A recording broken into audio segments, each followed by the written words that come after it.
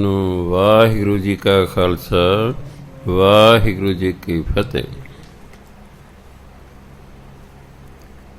15ਵੀਂ ਅਸ਼ਟਪਦੀ ਦੀ ਕਥਾ ਚੱਲ ਰਹੀ ਹੈ। ਕੱਲ੍ਹ 7 ਬੰਦ ਹੋ ਗਏ ਸਨ। ਅੱਜ 8ਵੇਂ ਬੰਦ ਦੀ ਕਥਾ ਸ਼ੁਰੂ ਹੋਣੀ ਹੈ। ਅਸ਼ਟਪਦੀ 15 ਅਤੇ 8ਵਾਂ ਬੰਦ ਹੈ, ਅਖੀਰਲਾ ਬੰਦ ਹੈ, ਜਿਹਦੀ ਪਹਿਲੀ ਪੰਕਤੀ ਹੈ, ਜਾ ਕੈ ਮਨ ਗੁਰ ਕੀ ਪ੍ਰਤੀਤ। ਜਾ ਕੈ ਮਨ ਗੁਰ ਕੀ ਪ੍ਰਤੀਤ, ਤਿਸ ਜਨ ਆਵੈ ਹਰ ਪ੍ਰਭ ਚੀਤ। ਜਾ ਕੈ ਮਨ, ਜਾ ਮੈਨੇ ਜਿਸ, ਕੈ ਮੈਨੇ ਦੇ, ਮਨ ਵਿੱਚ ਗੁਰ ਕੀ ਪ੍ਰਤੀਤ, ਗੁਰੂ 'ਤੇ ਪੂਰਾ ਵਿਸ਼ਵਾਸ ਹੈ। ਜਿਸ ਦੇ ਮਨ ਵਿੱਚ ਗੁਰੂ 'ਤੇ ਪੂਰਾ ਵਿਸ਼ਵਾਸ ਹੈ ਕਿ ਗੁਰੂ ਮੇਰਾ ਸਮਰੱਥ ਹੈ। ਗੁਰੂ ਮਹਾਰਾਜ ਬੇਅੰਤ ਸ਼ਕਤੀਆਂ ਦੇ ਮਾਲਕ ਨੇ। ਗੁਰੂ ਮਹਾਰਾਜ ਜੋ ਕਹਿੰਦੇ ਸੱਚ ਕਹਿੰਦੇ ਨੇ, ਜੋ ਕਹਿੰਦੇ ਨੇ ਸਾਡੇ ਭਲੇ ਲਈ ਕਹਿੰਦੇ ਨੇ। ਸੋ ਜਿਸ ਦੇ ਮਨ ਵਿੱਚ ਵੀ ਗੁਰੂ ਪ੍ਰਤੀ ਵਿਸ਼ਵਾਸ ਪੈਦਾ ਹੋ ਗਿਆ ਨਾ, ਤਿਸ ਜਨ ਆਵੈ ਹਰ ਪ੍ਰਭ ਚੀਤ। ਉਸ ਵਿਅਕਤੀ ਨੂੰ ਫਿਰ ਪਰਮਾਤਮਾ ਯਾਦ ਆਉਂਦਾ ਰਹਿੰਦਾ, ਕਿਉਂਕਿ ਪਰਮਾਤਮਾ ਦੀ ਯਾਦ ਚਿੱਤ ਦੇ ਵਿੱਚ ਵਸ ਜਾਂਦੀ ਹੈ। ਕਿਸੇ ਦੀ ਵੀ ਯਾਦ ਜੇ ਮਨ 'ਚ ਵਸ ਜਾਏ ਤਾਂ ਉਹ ਫਿਰ ਯਾਦ ਆਈ ਹੀ ਜਾਂਦਾ ਹੈ। ਦੁਸ਼ਮਣ ਦੀ ਯਾਦ ਚਿੱਤ 'ਚ ਵਸ ਜਾਏ, ਦੁਸ਼ਮਣ ਹਮੇਸ਼ਾ ਯਾਦ ਆ ਜਾਂਦਾ। ਕਿਸੇ ਪਿਆਰੇ ਦੀ ਯਾਦ ਚਿੱਤ 'ਚ ਵਸ ਜਾਏ, ਪਿਆਰਾ ਯਾਦ ਆਈ ਜਾਂਦਾ ਹੈ। ਇਸ ਤਰ੍ਹਾਂ ਜਦੋਂ ਪਰਮਾਤਮਾ ਦੀ ਯਾਦ ਚਿੱਤ 'ਚ ਵਸਦੀ ਹੈ ਤਾਂ ਫਿਰ ਪਰਮਾਤਮਾ ਯਾਦ ਆਈ ਹੋਈ ਜਾਂਦਾ ਹੈ। ਜਿਸ ਦੇ ਮਨ ਵਿੱਚ ਗੁਰੂ ਪ੍ਰਤੀ ਵਿਸ਼ਵਾਸ ਹੁੰਦਾ ਹੈ, ਉਸ ਵਿਅਕਤੀ ਦੇ ਮਨ ਵਿੱਚ ਪਰਮਾਤਮਾ ਵਸ ਜਾਂਦਾ, ਉਹਦੀ ਯਾਦ ਵਸ ਜਾਂਦੀ। ਫਿਰ ਇਹੋ ਜਿਹਾ ਵਿਅਕਤੀ ਜਿਹਦੇ ਮਨ 'ਚ ਪਰਮਾਤਮਾ ਦੀ ਯਾਦ ਵਸ ਜਾਏ, ਭਗਤ ਭਗਤ ਸੁਣੀਏ ਤਿਹੁ ਲੋਏ। ਇਹਨੂੰ ਤੇ ਨਹੀਂ ਪੜ੍ਹਨਾ, ਇਸ ਨੂੰ ਤਿਹੋ ਨਹੀਂ ਪੜ੍ਹਨਾ। ਗੁਰਬਾਣੀ 'ਚ 3 ਸ਼ਬਦ ਨੇ, ਦੋ, ਤਿਉ, ਚਉ। ਜੇ ਸ਼ਬਦ ਗਿਣਤੀ ਦੱਸਦਾ ਹੋਵੇ ਤੇ ਸ਼ਬਦ ਅਖੀਰਲਾ ਅੱਖਰ ਹਾਹਾ ਹੋਵੇ, ਹਾਹੇ ਨੂੰ ਔਂਕੜ ਜਾਂ ਦੁਲੈਂਕੜ ਲੱਗੇ ਹੋਣ ਤਾਂ ਹਾਹੇ 'ਤੇ ਟਿੱਪੀ ਲਾ ਕੇ ਬੋਲਿਆ ਜਾਂਦਾ ਹੈ। ਜਿਵੇਂ ਦੋਹਾਂ ਪਾਖ ਕਾ ਆਪੈ ਧਨੀ, ਤਿਉ ਤਿਉ ਗੁਣ ਮੈਂ ਪ੍ਰਵੇਸ਼ 3। ਦੇਖੋ ਬੰਦਾ ਚੱਲਿਆ 4 ਜਣਿਆਂ ਦੇ ਕੰਨ, ਦੋ, ਤਿਉ, ਚਉ। ਇਹ ਤਿੰਨੋਂ ਸ਼ਬਦ ਟਿੱਪੀ ਲਾ ਕੇ ਬੋਲਣਾ ਕਿ ਤਿੰਨੋਂ ਗਿਣਤੀ ਦੱਸ ਦੇਣ। ਭਗਤ ਭਗਤ ਸੁਣੀਏ ਤਿਹੁ ਲੋਏ। ਲੋਏ ਮੈਨੇ ਲੋਕ, 3 ਲੋਕ ਗਿਣੇ ਗਏ ਨੇ, ਮਾਤ ਲੋਕ, ਪਾਤਾਲ ਲੋਕ, ਆਕਾਸ਼ ਲੋਕ। ਜਿਸ ਧਰਤੀ 'ਤੇ ਆਪਾਂ ਰਹਿੰਦੇ ਉਹਨੂੰ ਕਹਿੰਦੇ ਮਾਤ ਲੋਕ। ਇੱਧਰ ਜਿਹੜੇ ਹੇਠਾਂ ਧਰਤੀਆਂ ਨੇ ਉਹਨਾਂ ਨੂੰ ਕਹਿੰਦੇ ਪਾਤਾਲ ਲੋਕ। ਜਿਹੜੇ ਉੱਪਰ ਨੇ ਉਹਨਾਂ ਨੂੰ ਕਹਿੰਦੇ ਨੇ ਆਕਾਸ਼ ਲੋਕ। ਤਿੰਨਾਂ ਲੋਕਾਂ ਵਿੱਚ, ਆਕਾਸ਼ 'ਚ ਵੀ, ਪਾਤਾਲ 'ਚ ਵੀ, ਮਾਤ ਲੋਕ ਦੇ ਵਿੱਚ ਵੀ ਉਹ ਭਗਤ ਭਗਤ ਕਰਕੇ ਸੁਣਿਆ ਜਾਂਦਾ ਹੈ। ਭਾਵ ਨੂੰ ਲੋਕ ਭਗਤ ਭਗਤ ਕਰਕੇ ਬੁਲਾਉਂਦੇ ਹਨ। ਕਿਸ ਨੂੰ? ਜਾ ਕੇ ਹਿਰਦੈ ਏਕੋ ਹੋਏ। ਜਿਸ ਦੇ ਹਿਰਦੇ ਸਿਰ 'ਤੇ ਸਿਰਫ ਇੱਕ ਪਰਮਾਤਮਾ ਵਸਦਾ ਹੈ, ਹੋਰ ਕਿਸੇ ਦੀ ਯਾਦ ਉਹਦੇ ਹਿਰਦੇ 'ਚ ਹੈ ਹੀ ਨਹੀਂ ਹੈ। ਸਿਰਫ ਇੱਕ ਪਰਮਾਤਮਾ ਦੀ ਯਾਦ ਹੀ ਜਿਹਦੇ ਹਿਰਦੇ 'ਚ ਵਸਦੀ ਹੈ, ਉਹ ਤਿੰਨਾਂ ਲੋਕਾਂ 'ਚ ਉਹਨੂੰ ਭਗਤ ਭਗਤ ਕਰਕੇ ਜਾਣਿਆ ਜਾਂਦਾ ਹੈ। ਕਿਉਂਕਿ ਇਹੋ ਜਿਹੇ ਬੰਦੇ ਦੇ ਮਨ 'ਚ ਗੁਰੂ ਪ੍ਰਤੀ ਵਿਸ਼ਵਾਸ ਹੁੰਦਾ ਹੈ। ਉਹਦੀ ਯਾਦ ਵਿੱਚ ਹਰੀ ਵਸ ਜਾਂਦਾ ਹੈ। ਉਹਦੇ ਹਿਰਦੇ ਸਿਰਫ ਤੇ ਸਿਰਫ ਇੱਕ ਹੀ ਹੁੰਦਾ ਹੈ, ਪਰਮਾਤਮਾ ਹੀ ਹੁੰਦਾ ਹੈ। ਇਸ ਲਈ ਉਹ ਭਗਤ ਹੋ ਜਾਂਦਾ ਹੈ ਅਤੇ ਉਹਨੂੰ ਭਗਤ ਕਰਕੇ ਤਿੰਨਾਂ ਲੋਕਾਂ ਦੇ ਵਿੱਚ ਜਾਣਿਆ ਜਾਂਦਾ ਹੈ। ਸੱਚ ਕਰਨੀ ਸੱਚ ਤਾ ਕੀ ਰਹਿਤ। ਉਹ ਜਿਹੜੇ ਕਰਮ ਨੇ ਉਹ ਵੀ ਸੱਚ ਅਨੁਸਾਰ ਨੇ, ਝੂਠ ਦੇ ਨਹੀਂ ਟਿਕੇ ਹੋਏ, ਸੱਚ 'ਤੇ ਟਿਕੇ ਨੇ। ਹੁਣ ਗੁਰਬਾਣੀ ਸਾਰੀ ਸੱਚ ਹੈ।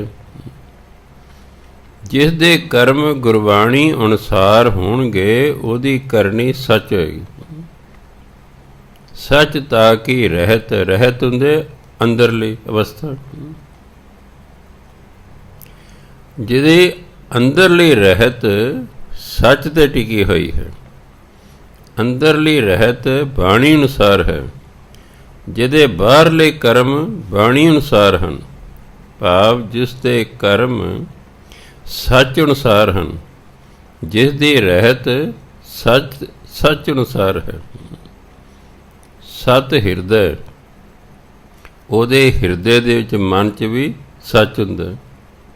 ਸਤ ਮੁਖ ਕਹਿਤ, ਅਤੇ ਮੁਖ ਦੇ ਨਾਲ ਵੀ ਉਹ ਸੱਤ ਬੋਲਦਾ ਹੈ, ਉਹ ਝੂਠ ਨਹੀਂ ਬੋਲਦਾ। ਜਦੋਂ ਬੋਲਦਾ ਸੱਤ ਬੋਲਦਾ ਹੈ।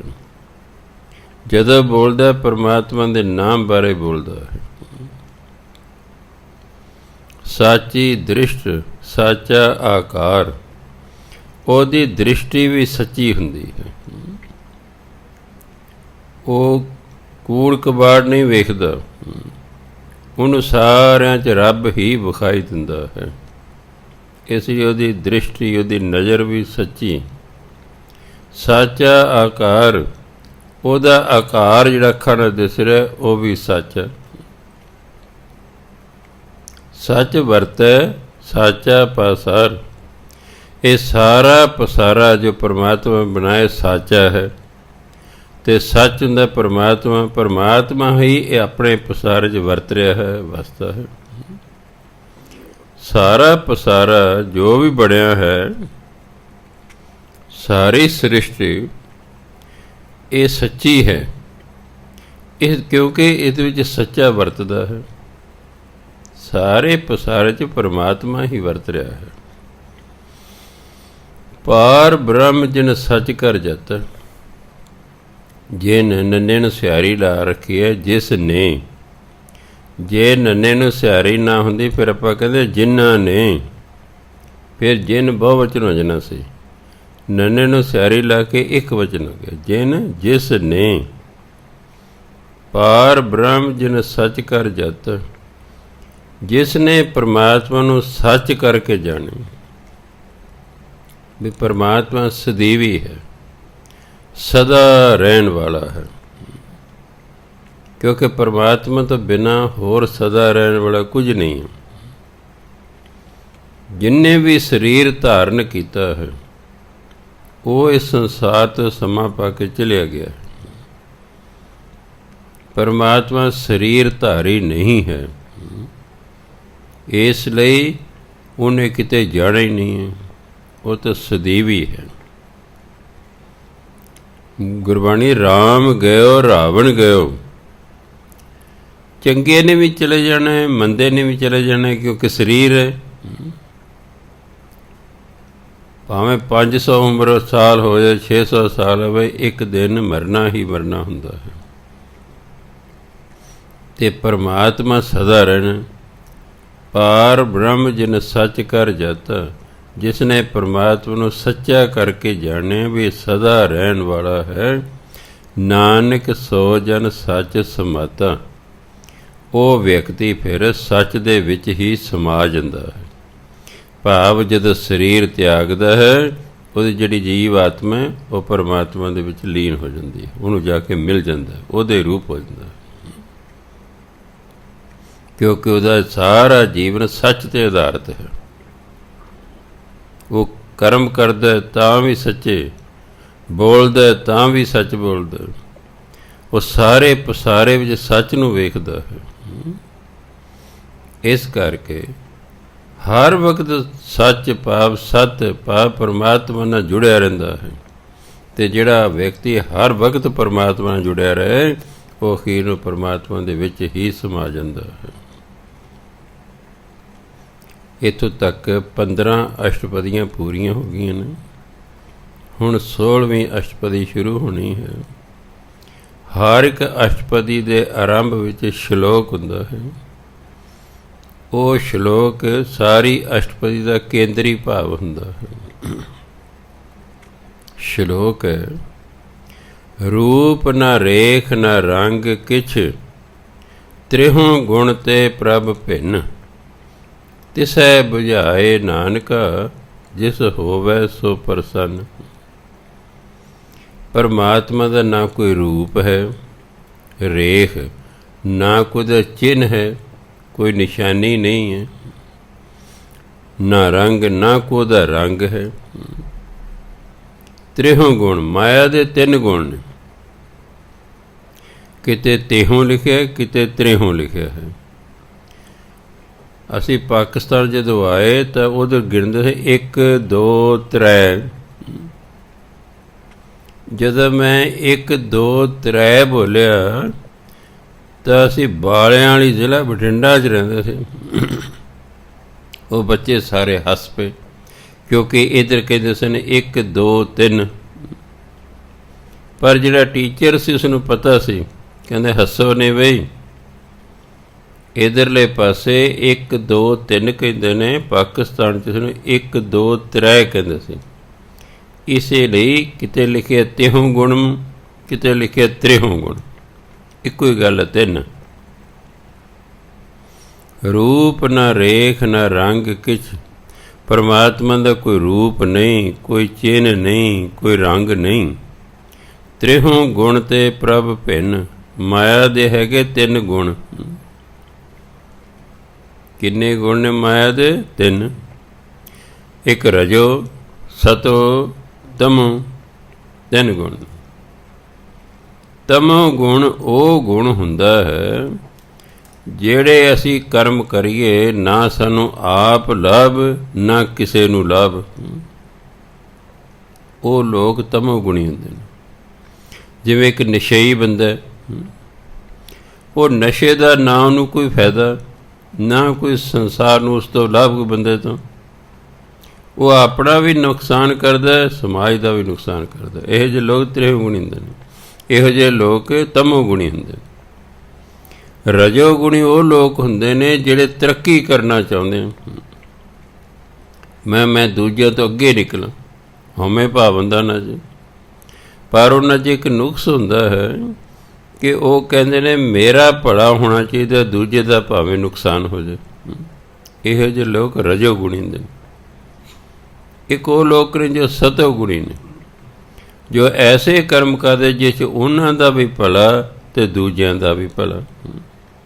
ਉਹ ਸਤੋ ਗੁਣੀ ਲੋਕ ਹੁੰਦੇ।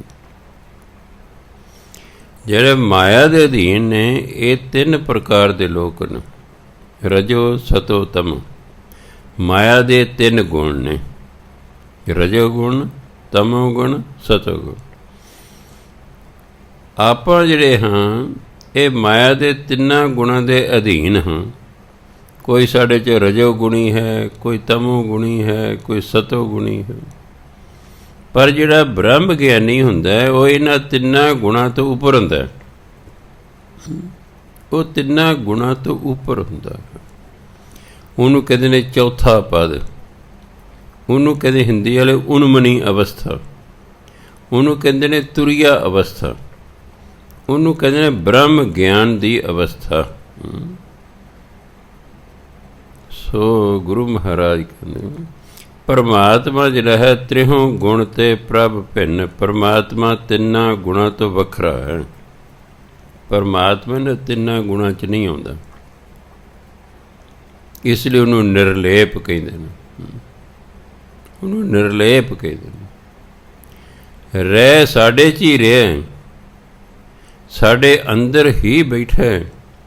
ਪਰ ਜਿਵੇਂ ਅਸੀਂ ਕਾਮ, ਕ੍ਰੋਧ, ਲੋਭ, ਮੋਹ, ਹੰਕਾਰ ਦੇ ਅਧੀਨ ਹਾਂ, ਪਰਮਾਤਮਾ ਇਹਨਾਂ ਤੋਂ ਵੱਖਰਾ ਹੈ।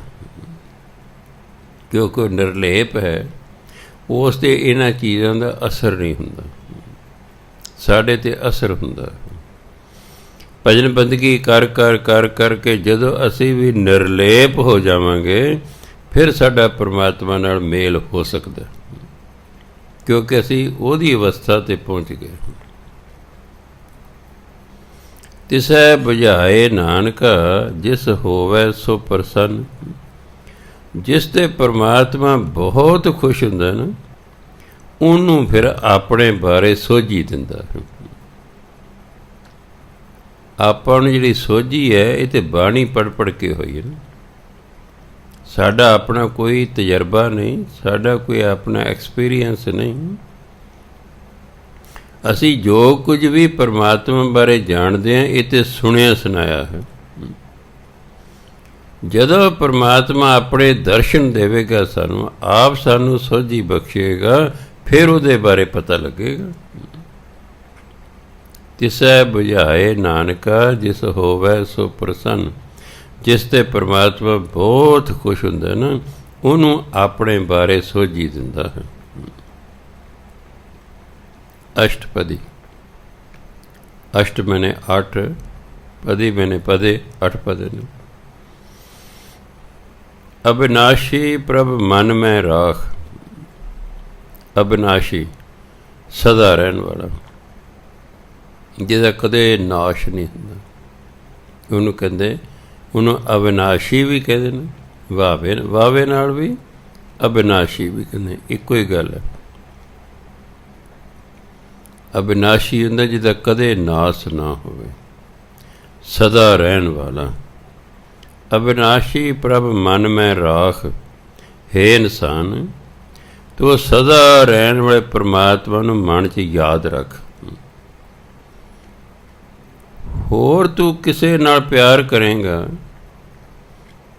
ਅਸਲ ਸਾਡਾ ਪਿਆਰ ਕਿਸੇ ਨਾਲ ਨਹੀਂ ਹੁੰਦਾ, ਸਾਡਾ ਮੋਹ ਹੁੰਦਾ ਹੈ। ਉਂਝ ਅਸੀਂ ਕਹਿ ਦਿੰਦੇ ਸਾਡਾ ਧੀਆਂ ਪੁੱਤਰਾਂ ਨਾਲ ਪਿਆਰ ਹੈ ਜੀ, ਪਿਆਰ ਨਹੀਂ ਹੁੰਦਾ, ਉਹ ਮੋਹ ਹੁੰਦਾ। ਮੋਹ ਦੇ ਵਿੱਚ ਕੁਛ ਦੇਣਾ ਹੁੰਦਾ, ਕੁਛ ਲੈਣਾ ਹੁੰਦਾ। ਪਿਆਰ ਦੇ ਵਿੱਚ ਕੁਛ ਲੈਣਾ ਨਹੀਂ ਹੁੰਦਾ, ਬਸ ਦੇਣਾ ਹੀ ਦੇਣਾ ਹੁੰਦਾ। ਪਿਆਰ ਦੇ ਵਿੱਚ ਅਸੀਂ ਜੋ ਕਿਸੇ ਲਈ ਕਰ ਰਹੇ ਹਾਂ ਉਹਦੇ ਬਦਲੇ 'ਚ ਅਸੀਂ ਕੁਛ ਨਹੀਂ ਚਾਹੁੰਦੇ, ਕਿਉਂਕਿ ਪਿਆਰ ਹੈ। ਜਿੱਥੇ ਮੋਹ ਹੋਏਗਾ, ਮਾਂ ਪਿਓ ਬੱਚੇ ਨੂੰ ਕਿਉਂ ਜੰਮਦੇ ਨੇ, ਕਿਉਂ ਪਾਲਦੇ ਨੇ? ਇਸ ਲਈ ਕਿ ਇਹ ਵੱਡਾ ਹੋ ਕੇ ਅਸੀਂ ਬੁੱਢੇ ਹੋ ਜਾਵਾਂਗੇ, ਇਹ ਵੱਡਾ ਹੋਏਗਾ, ਖੱਟ ਕਮਾ ਕੇ ਸਾਨੂੰ ਖਵਾਏਗਾ ਕੁਛ। ਬੁਢਾਪੇ ਜਦੋਂ ਅਸੀਂ ਕੋਈ ਆਪ ਕਰਮ ਨਹੀਂ ਕਰ ਸਕਾਂਗੇ, ਇਹ ਸਾਡੀ ਸੇਵਾ ਕਰੇਗਾ। ਹੁਣ ਕੰਸ ਨੂੰ ਕਹਿਤਾ ਵੀ ਤੇਰੀ ਭੈਣ ਦੇ ਘਰ ਜਿਹੜਾ ਪੁੱਤਰ ਹੋਣਾ ਉਹਨੇ ਤੈਨੂੰ ਮਾਰਨਾ, ਮੈਨੂੰ ਮਾਰਨਾ। ਪਤਾ ਲੱਗ ਗਿਆ ਨਾ। ਜੇ ਨਾ ਪਤਾ ਹੁੰਦਾ ਤਾਂ ਉਹਨੇ ਆਪਣੇ ਭਾਣਜੇ ਨੂੰ ਬਹੁਤ ਪਿਆਰ ਕਰਨਾ ਸੀ, ਵੀ ਇਸ ਤੋਂ ਮੈਨੂੰ ਕੋਈ ਫਾਇਦਾ ਹੋਏਗਾ। ਹੁਣ ਪਤਾ ਲੱਗ ਗਿਆ ਇਸ ਤੋਂ ਮੈਨੂੰ ਕੋਈ ਫਾਇਦਾ ਨਹੀਂ, ਤਾਂ ਮੈਨੂੰ ਮਾਰਨਾ, ਆਪਾਂ ਇਹਨੂੰ ਮਾਰ ਦਿਓ। ਜਿਹੜਾ ਭੈਣ ਦੇ ਘਰ ਬੱਚਾ ਨੂੰ ਉਹਨੂੰ ਮਾਰ ਦਿੰਦਾ, ਜਿਹੜਾ ਬੱਚਾ ਨੂੰ ਉਹਨੂੰ ਮਾਰ ਦਿੰਦਾ ਸੀ। ਅਸੀਂ ਸਿਰਫ ਉਮੀਦ ਰੱਖਦੇ ਹਾਂ ਕਿ ਸਾਡੇ ਬੱਚੇ ਵੱਡੇ ਹੋ ਕੇ ਸਾਨੂੰ ਪਾਲਣ ਪੋਸ਼ਣਗੇ, ਸਾਡੀ ਸੇਵਾ ਕਰਨਗੇ। ਇਹਨੂੰ ਕਹਿੰਦੇ ਮੋਹ। ਪਿਆਰ ਹੁੰਦਾ ਵੀ ਸਾਡੀ ਡਿਊਟੀ ਆਪਣੇ ਬੱਚਿਆਂ ਨੂੰ ਪਾਲਣਾ, ਇਹ ਸਾਨੂੰ ਬੁਢਾਪੇ ਪੁੱਛਣ ਨਾ ਪੁੱਛਣ। ਪਰ ਇੱਥੇ ਕੌਣ ਪਹੁੰਚੇ? ਤੇ ਕੋਈ ਵੀ ਨਹੀਂ ਪਹੁੰਚੇ। ਇੱਥੇ ਬ੍ਰਹਮ ਗਿਆਨੀ ਪਹੁੰਚਿਆ। ਜਿਹੜਾ ਬ੍ਰਹਮ ਗਿਆਨੀ ਹੈ ਉਹ ਨਹੀਂ ਉਮੀਦ ਰੱਖਦਾ ਕਿ ਫਲਾਣਾ ਮੇਰੀ ਮਦਦ ਕਰੇਗਾ। ਉਹ ਕਹਿੰਦਾ ਮੈਨੂੰ ਪਰਮਾਤਮਾ ਨੇ ਪੈਦਾ ਕੀਤਾ ਅਤੇ ਪਰਮਾਤਮਾ ਨੇ ਮੈਨੂੰ ਪਾਲਣਾ। ਉਹਨੂੰ ਇਹ ਤਾਂ ਪਤਾ ਹੈ ਕਿ ਪਰਮਾਤਮਾ ਸਿੱਧਾ ਨਹੀਂ ਮੈਨੂੰ ਪਾਲੇਗਾ, ਉਹ ਕਿਸੇ ਦੇ ਰਾਹੀਂ ਮੈਨੂੰ ਪਾਲੇਗਾ, ਪਰ ਇਹ ਡਿਊਟੀ ਪਰਮਾਤਮਾ ਦੀ ਹੈ। ਪਰਮਾਤਮਾ ਮੈਨੂੰ ਪੈਦਾ ਕੀਤਾ, ਮੈਂ ਪਰਮਾਤਮਾ ਦੀ ਭਜਨ ਬੰਦਗੀ ਕਰਦਾ ਹਾਂ, ਇਸ ਲਈ ਪਰਮਾਤਮਾ ਮੈਨੂੰ ਪਾਲੇਗਾ। ਉਹਨਾਂ ਨੂੰ ਇਸ 'ਤੇ 100% ਵਿਸ਼ਵਾਸ ਹੁੰਦਾ, ਇਸ ਲਈ ਉਹ ਕਿਸੇ ਨਾਲ ਮੋਹ ਹੀ ਨਹੀਂ ਕਰਦੇ। ਜਦੋਂ ਆਪਾਂ ਨੂੰ ਉਮੀਦ ਹੋਵੇ ਕਿਸੇ ਤੋਂ ਵੀ ਇਹ ਮੇਰੀ ਔਖੇ ਵੇਲੇ ਸਹਾਇਤਾ ਕਰੇਗਾ, ਉੱਥੇ ਮੋਹ ਹੁੰਦਾ, ਉੱਥੇ ਮੋਹ ਹੁੰਦਾ। ਸੋ ਪਰਮਾਤਮਾ ਜਿਹੜਾ ਹੈ ਉਹ ਇਹਨਾਂ ਮੋਹਾਂ ਤੋਂ ਉੱਪਰ ਹੁੰਦਾ, ਅਤੇ ਜਿਹੜਾ ਪਰਮਾਤਮਾ ਨਾਲ ਜਿਹਦਾ ਪਿਆਰ ਹੈ ਉਹ ਵੀ ਮੋਹ ਤੋਂ ਉੱਪਰ ਹੁੰਦਾ। ਅਬਿਨਾਸ਼ੀ ਪ੍ਰਭ ਮਨ ਮੈਂ ਰਾਖ ਹੈ ਇਨਸਾਨ, ਉਹ ਪਰਮਾਤਮਾ ਜੋ ਸਦਾ ਰਹਿਣ ਵਾਲਾ ਹੈ, ਉਹਨੂੰ ਮਨ 'ਚ ਸਦਾ ਯਾਦ ਰੱਖ। ਮਾਨੁਖ ਕੀ ਤੂੰ ਪ੍ਰੀਤ ਤਿਆਗ, ਧਿਆਨ ਦੇਣਾ। ਇਹ ਜਿਹੜਾ ਤੂੰ ਸ਼ਬਦ ਹੈ, ਫਾਰਸੀ ਵਿੱਚ ਤੂੰ ਕਹਿੰਦੇ ਨੇ, ਪੰਜਾਬੀ 'ਚ ਤੂੰ ਕਹਿੰਦੇ ਨੇ। ਇਹ ਲਾਈਨ ਫਾਰਸੀ ਦੀ ਨਹੀਂ ਹੈ, ਇਸ ਲਈ ਇੱਥੇ ਇਹਨੂੰ ਬੋਲਾਂਗੇ ਤੂੰ। ਜਿੱਥੇ ਫਾਰਸੀ ਦੀ ਲਾਈਨ ਹੋਵੇਗੀ ਉੱਥੇ ਬੋਲਾਂਗੇ ਤੂੰ, ਉੱਥੇ ਤੂੰ ਨਹੀਂ ਬੋਲਾਂਗੇ, ਕਿਉਂਕਿ ਫਾਰਸੀ 'ਚ ਤੂੰ ਨਹੀਂ ਹੁੰਦਾ, ਫਾਰਸੀ ਤੂੰ ਹੁੰਦਾ। ਮਾਨੁਖ ਕੀ ਤੂੰ ਪ੍ਰੀਤ ਤਿਆਗ, ਮਨੁੱਖ ਦਾ ਪਿਆਰ ਛੱਡ ਦੇ, ਮਨੁੱਖ ਦੇ ਪਿਆਰ ਤੂੰ ਛੱਡ ਦੇ। ਉਹ ਪਰਮਾਤਮਾ ਜਿਹੜਾ ਹੈ ਸਦਾ ਉਹਨੂੰ ਮਨ 'ਚ ਰੱਖ, ਉਸ 'ਤੇ ਨਿਰਭਰ ਕਰ। ਤਿਸ ਤੇ ਪਰੈ ਨਾਹੀ ਕਿਛ ਕੋਇ, ਪਰਮਾਤਮਾ ਤੋਂ ਪਰਾਂ ਤਾਂ ਕੁਛ ਹੈ ਹੀ ਨਹੀਂ। ਜੋ ਕੁਛ ਵੀ ਹੈ ਪਰਮਾਤਮਾ ਦੇ ਵਿੱਚ ਹੈ, ਉਸ ਤੋਂ ਪਰਾਂ ਤੇ ਕੁਝ ਹੈ ਹੀ ਨਹੀਂ ਹੈ, ਕਿਉਂਕਿ ਪਰਮਾਤਮਾ ਨੂੰ ਅਪਰੰਪਰ ਕਹਿੰਦੇ ਨੇ। ਅਪਰੰਪਰ ਦਾ ਮਤਲਬ ਪਰੇ ਤੋਂ ਪਰੇ, ਜਿਸ ਤੋਂ ਅੱਗੇ ਪਰਾਂ ਹੋਰ ਕੋਈ ਨਹੀਂ। ਪਰਮਾਤਮਾ ਨੂੰ ਅਪਰੰਪਰ ਇਸ ਲਈ ਕਹਿੰਦਾ ਵੀ ਉਹ ਪਰੇ ਤੋਂ ਪਰੇ ਹੈ, ਉਸ ਤੋਂ ਪਰਾਂ ਹੋਰ ਕੁਝ ਵੀ ਨਹੀਂ ਹੈ। ਸਭ ਕੁਝ ਉਹਦੇ ਵਿੱਚ ਹੀ ਹੈ, ਉਸ ਤੋਂ ਪਰਾਂ ਨਹੀਂ ਹੈ। ਇਸ ਲਈ ਤਿਸ ਤੇ ਪਰੈ ਨਾਹੀ ਕਿਛ ਕੋਇ, ਉਸ ਤੋਂ ਪਰਾਂ ਕੁਝ ਵੀ ਨਹੀਂ ਹੈ। ਸਰਬ ਨਿਰੰਤਰ ਏਕੋ ਸੋਇ, ਸਾਰਿਆਂ 'ਚ ਲਗਾਤਾਰ ਨਿਰੰਤਰ ਹੁੰਦਾ, ਲਗਾਤਾਰ ਨਿਰਅੰਤਰ, ਲਗਾਤਾਰ ਸਾਰਿਆਂ 'ਚ ਲਗਾਤਾਰ ਇੱਕ ਪਰਮਾਤਮਾ ਹੀ ਵਸ ਰਿਹਾ ਹੈ। ਆਪੇ ਬੀਨਾ ਆਪੇ ਦਾਨਾ, ਬੀਨਾ ਹੁੰਦਾ ਵੇਖਣ ਵਾਲਾ, ਦੂਰਬੀਨ ਹੁੰਦੀ ਹੈ ਨਾ, ਬੀਨ ਹੁੰਦਾ ਵੇਖਣਾ, ਦੂਰੋਂ ਵੇਖਣਾ। ਜੇ ਉਹ ਯੰਤਰ ਜਿਸ ਦੇ ਨਾਲ ਦੂਰੋਂ ਦੂਰ ਤੱਕ ਵੇਖਿਆ ਜਿਹਨੂੰ ਕਹਿੰਦੇ ਦੂਰਬੀਨ। ਇੱਕ ਹੁੰਦੀ ਖੁਰਦਬੀਨ, ਖੁਰਦ ਛੋਟੇ ਨੂੰ ਕਹਿੰਦੇ ਨੇ। ਛੋਟੀ ਤੋਂ ਛੋਟੀ ਚੀਜ਼ ਨੂੰ ਵੇਖਣ ਲਈ ਖੁਰਦਬੀਨ ਦੀ ਲੋੜ ਹੈ। ਇਹ ਸਾਇੰਸ ਰੂਮ 'ਚ ਇਹ ਚੀਜ਼ਾਂ ਹੁੰਦੀਆਂ ਨੇ, ਬੱਚੇ ਨੇ ਵੇਖੀਆਂ ਹੋਣਗੀਆਂ। ਆ ਦਹੀਂ ਦੀ ਇੱਕ ਛੋਟੀ ਜਿਹੀ ਫੁੱਟੀ ਲੈ ਲਓ, ਕੋਈ ਚਮਚੇ ਦੀ ਲੋੜ ਨਹੀਂ, ਰੱਤੀ ਕਿ ਇੱਕ ਫੁੱਟੀ ਲੈ ਕੇ ਨਾ ਖੁਰਦਬੀਨ ਦੇ ਹੇਠਾਂ ਰੱਖੋ, ਫਿਰ ਤੁਸੀਂ ਉਸ ਦਹੀਂ ਨੂੰ ਖਾ ਨਹੀਂ ਸਕਦੇ। ਉਹ ਤਾਂ ਸੁੰਡੀਆਂ ਹੀ ਸੁੰਡੀਆਂ ਚੱਲ ਰਹੀਆਂ ਨੇ। ਤੁਸੀਂ ਕਹੋ ਆਹ ਕੀ, ਇਹ ਤਾਂ ਸੁੰਡੀਆਂ ਹੀ ਸੁੰਡੀਆਂ ਨੇ, ਉਹ ਖਾਣ ਵਾਲੀਆਂ ਸੁੰਡੀਆਂ ਨੇ। ਉਹ ਸਾਨੂੰ ਨੁਕਸਾਨ ਨਹੀਂ ਪਹੁੰਚਾਉਂਦੀਆਂ, ਉਹ ਸਾਡੇ ਖਾਣ ਵਾਲੀਆਂ ਨੇ। ਜੇ ਕਿਤੇ ਤੁਸੀਂ ਵੇਖ ਕਿੰਨਾ ਸੋਹਣਾ ਤੁਹਾਡਾ ਦਹੀਂ ਖਾਣ ਨੂੰ ਜੀਅ ਨਹੀਂ ਕਰੇਗਾ, ਤੁਹਾਨੂੰ ਉਹ ਜਦੋਂ ਦਹੀਂ ਸਾਡੇ ਸਾਹਮਣੇ ਆ ਕੇ ਤੁਹਾਨੂੰ ਸੁੰਡੀਆਂ ਦਿਸਣ ਲੱਗ ਜਾਣਗੀਆਂ ਵੀ ਤਾਂ ਸੁੰਡੀਆਂ ਨੇ, ਇਹ ਦਹੀਂ ਥੋੜ੍ਹਾ। ਕਿਉਂ ਖੁਰਦਬੀਨ ਨੇ ਵਿਖਾਇਆ ਵੀ ਇਹਦੇ 'ਚ ਆਹ ਹੈ। ਖੁਰਦ ਉਰਦੂ ਫਾਰਸੀ ਦਾ ਸ਼ਬਦ ਹੈ, ਛੋਟੇ ਨੂੰ ਕਹਿੰਦੇ, ਛੋਟੇ ਨੂੰ ਖੁਰਦ ਕਹਿੰਦੇ। ਜੇ ਬਹੁਤ ਛੋਟਾ ਉਹਨੂੰ ਕਹਿੰਦੇ ਖੁਰਦ। ਉਹਨੂੰ ਵੇਖਣ ਲਈ ਹੁੰਦੀ ਹੈ ਖੁਰਦਬੀਨ।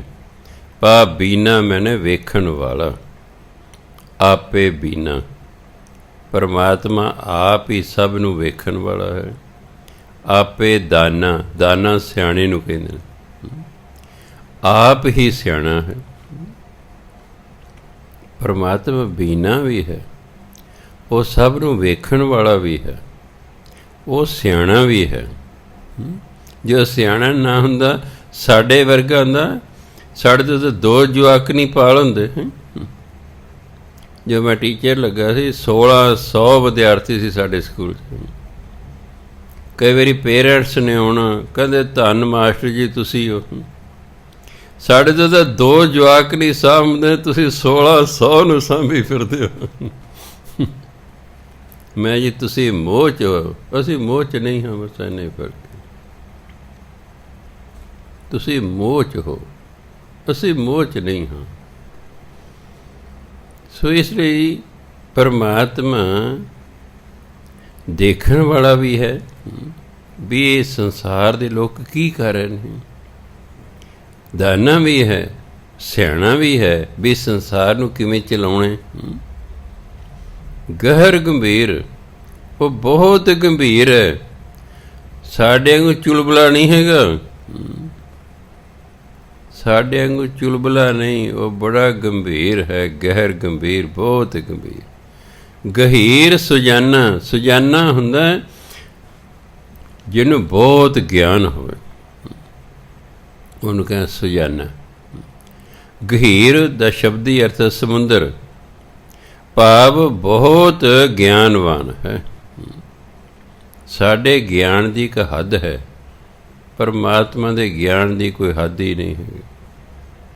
ਸਾਰਾ ਗਿਆਨ ਪਰਮਾਤਮਾ ਤੋਂ ਹੁੰਦਾ ਹੈ। ਕਿੰਨਾ ਵੀ ਅਗਿਆਨੀ ਬੰਦਾ ਕਿਉਂ ਨਾ ਹੋਵੇ, ਜੋ ਦਿਨ ਰਾਤ ਨਾਮ ਜਪਣਾ ਸ਼ੁਰੂ ਕਰ ਦੇ, ਇੱਕ ਦਿਨ ਉਹ ਗਿਆਨਵਾਨ ਹੋ ਜਾਂਦਾ ਹੈ। ਕਿਉਂ? ਉਹਨੂੰ ਤੇ ਇੰਨਾ ਗਿਆਨ ਹੁੰਦਾ, 3 ਲੋਕਾਂ ਦੀ ਸੋਝੀ ਹੋ ਜਾਂਦੀ ਹੈ। 3 ਲੋਕਾਂ, ਮਾਤ ਲੋਕ 'ਚ ਕੀ ਹੋ ਰਿਹਾ, ਪਤਾਲ 'ਚ ਕੀ ਹੋ ਰਿਹਾ, ਆਕਾਸ਼ 'ਚ ਕੀ ਹੋ ਰਿਹਾ ਹੈ, ਪਿੱਛੇ ਕੀ ਹੋਇਆ, ਹੁਣ ਕੀ ਹੋਣਾ, ਅੱਗੇ ਕੀ ਹੋਣਾ, ਇੰਨਾ ਗਿਆਨਵਾਨ ਹੋ ਜਾਂਦਾ। ਬਹੁਤ ਸਮਾਂ ਪਹਿਲਾਂ ਮੈਂ ਵਾਲਮੀਕ ਜੀ 'ਤੇ ਫਿਲਮ ਦੇਖੀ, ਕਿਉਂਕਿ ਗਿਆਨ ਅੰਦਰੋਂ ਫੁੱਟਦਾ।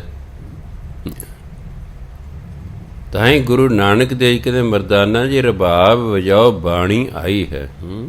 ਇਹ ਬਾਣੀ ਅੰਦਰੋਂ ਫੁੱਟਦੀ ਹੈ। ਹੁਣ ਉਹ ਲਿਖਣਾ ਨਹੀਂ ਜਾਣਦੇ, ਜੰਗਲ 'ਚ ਰਹਿੰਦੇ ਰਿਸ਼ੀ ਨੇ, ਪਰ ਨਾਮ ਜਪ ਜਪ ਕੇ ਉਹ ਬ੍ਰਹਮ ਗਿਆਨੀ ਹੋ ਗਏ। ਉਹਨਾਂ ਨੇ ਗਿਆਨ ਨੂੰ ਲਿਖਤੀ ਰੂਪ 'ਚ ਲਿਆਉਣਾ ਸੀ। ਸਿਆਹੀ ਵੀ ਕੋਲ ਹੈ ਤੇ ਮੋਰ ਦਾ ਖੰਭ, ਕਲਮ ਜਿਹੜੀ ਹੈ ਉਹ ਵੀ ਕੋਲ ਹੈ, ਜਿਸ 'ਤੇ ਲਿਖਣਾ ਉਹ ਵੀ ਹੈ। ਉਹਨਾਂ ਨੂੰ ਉਹ ਬਾਣੀ ਔੜ ਰਹੀ ਹੈ, ਪਰ ਨਾ ਲਿਖਣੀ ਨਹੀਂ ਆ ਰਹੀ। ਉਹ ਐਂ ਕਰਦੇ ਨੇ, ਉਹ ਨਾ ਆਪਣਾ ਕਲਮ ਫੜ ਕੇ ਐਂ ਕਰ ਰਹੇ ਨੇ ਵੀ ਉਹਨਾਂ ਨੂੰ ਗਿਆਨ ਤੇ ਆ ਰਿਹਾ ਹੈ, ਉਹ ਗਿਆਨ ਲਿਖਣਾ ਨਹੀਂ ਆਉਂਦਾ ਹੈ। ਪਰਮਾਤਮਾ ਨੇ ਗਿਆਨ ਦਿੱਤਾ, ਉਹਨਾਂ 4-5 ਵਾਰੀ ਐਂ ਆਪਣਾ ਹੱਥ ਕੀਤਾ ਤੇ ਬਸ ਫਿਰ ਲਿਖਣਾ ਆ ਗਿਆ, ਤੇ ਉਹਨਾਂ ਨੇ ਰਮਾਇਣ ਲਿਖਣੀ ਸ਼ੁਰੂ ਕਰਤੀ, ਉਹ ਵੀ ਸੰਸਕ੍ਰਿਤ ਦੇ ਵਿੱਚ ਲਿਖੀ। ਵਾਲਮੀਕੀ ਦੀ ਰਮਾਇਣ ਸੰਸਕ੍ਰਿਤ 'ਚ ਲਿਖੀ ਹੋਈ, ਤੁਲਸੀਦਾਸ ਜੀ ਦੀ ਰਮਾਇਣ ਹਿੰਦੀ 'ਚ ਲਿਖੀ ਹੋਈ, ਕਿਉਂਕਿ ਫਿਰ ਸਮਾਂ ਪਾ ਕੇ ਸੰਸਕ੍ਰਿਤ ਲੋਕਾਂ ਨੂੰ ਸਮਝਣੀ ਔਖੀ ਹੋ ਗਈ। ਅਤੇ ਤੁਲਸੀਦਾਸ ਜੀ ਫਿਰ 16ਵੀਂ ਸਦੀ 'ਚ ਹੋਏ, ਉਹਨਾਂ ਨੇ ਵੀ ਰਮਾਇਣ ਰਾਮ ਦੀ ਕਥਾ ਲਿਖੀ, ਰਮਾਇਣ ਲਿਖੀ। ਉਹਨਾਂ ਫਿਰ ਉਸ ਵੇਲੇ ਦੀ ਹਿੰਦੀ 'ਚ ਲਿਖੀ।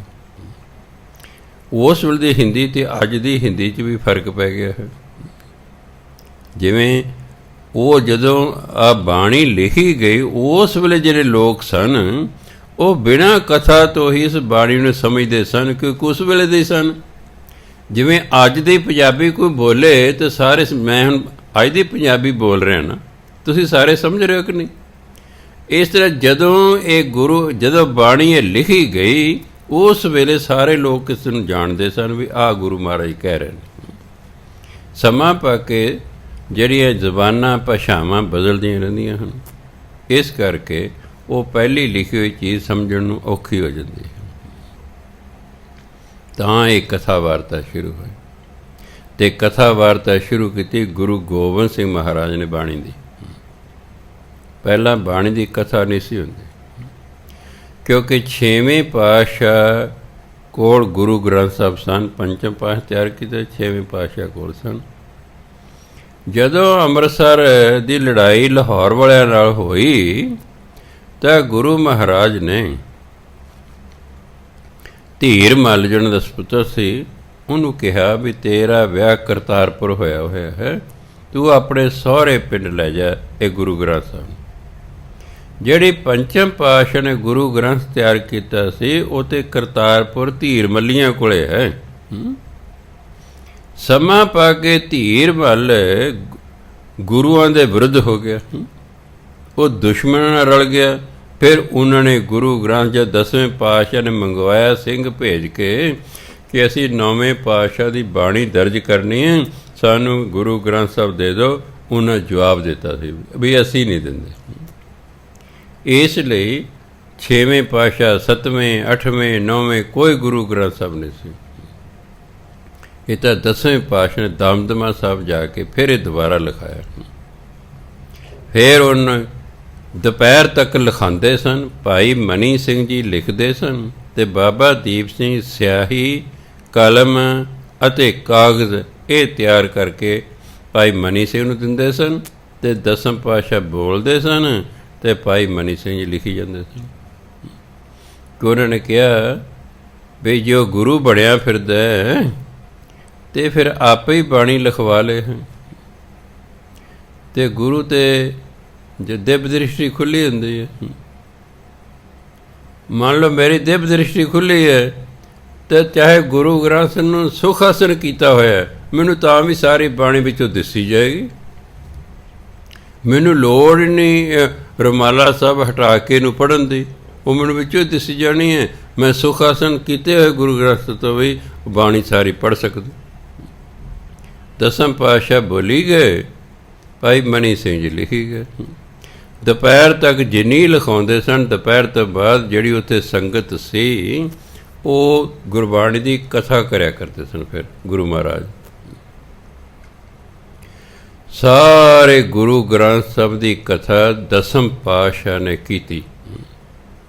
ਸੁਣਨ ਵਾਲੇ ਤਾਂ ਕਈ ਸਨ, ਪਰ 48 ਬੰਦੇ ਐਸੇ ਸਨ ਜਿਨ੍ਹਾਂ ਨੇ ਇੱਕ ਓਂਕਾਰ ਤੋਂ ਲੈ ਕੇ 18, 10, 20 ਤੱਕ ਇਹ ਸਾਰੀ ਬਾਣੀ ਦੀ ਕਥਾ ਗੁਰੂ ਗੋਬਿੰਦ ਸਿੰਘ ਜੀ ਮੁਖਾਰ ਬਿੰਦ ਤੋਂ ਸੁਣੀ। ਇੱਕ ਹੋਵੇ ਬਾਣੀ, ਕਥਾਕਾਰ ਹੁਣ 10ਵੇਂ ਪਾਤਸ਼ਾਹ, ਸੁਣਨ ਵਾਲੇ ਸਿੱਖ ਹੁਣ 100% ਸ਼ਰਧਾਲੂ।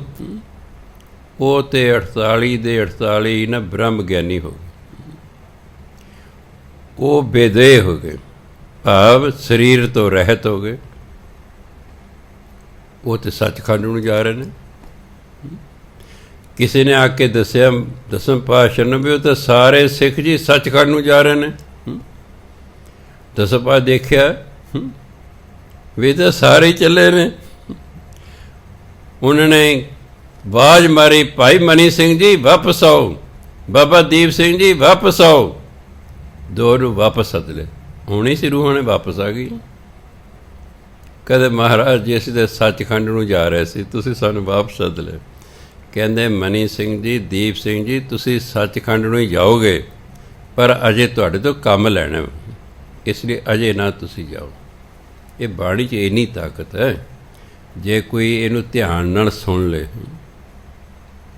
ਅਤੇ ਫਿਰ ਕਥਾ ਵੀ ਉਹਨਾਂ ਕੀਤੀ ਜਿਹੜੇ ਪੂਰਨ ਸਨ। ਇਸ ਲਈ ਇਹ ਕਥਾ ਗੁਰੂ ਗੋਬਿੰਦ ਸਿੰਘ ਮਹਾਰਾਜ ਨੇ ਫਿਰ ਚਾਲੂ ਕੀਤੀ। ਫਿਰ ਸਮਾਂ ਪਾ ਕੇ ਇਹ ਫਿਰ ਚੱਲ ਪਈ।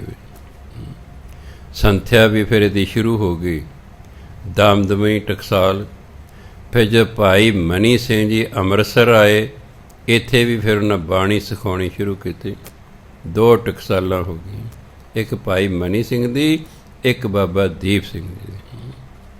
ਬਾਬਾ ਦੀਪ ਸਿੰਘ ਦੀ ਟਕਸਾਲ ਨੂੰ ਦਮਦਮੀ ਟਕਸਾਲ ਕਹਿੰਦੇ ਨੇ, ਕਿਉਂਕਿ ਦਮਦਮਾ ਸਾਹਿਬ ਦੇ ਵਿੱਚ ਸਨ।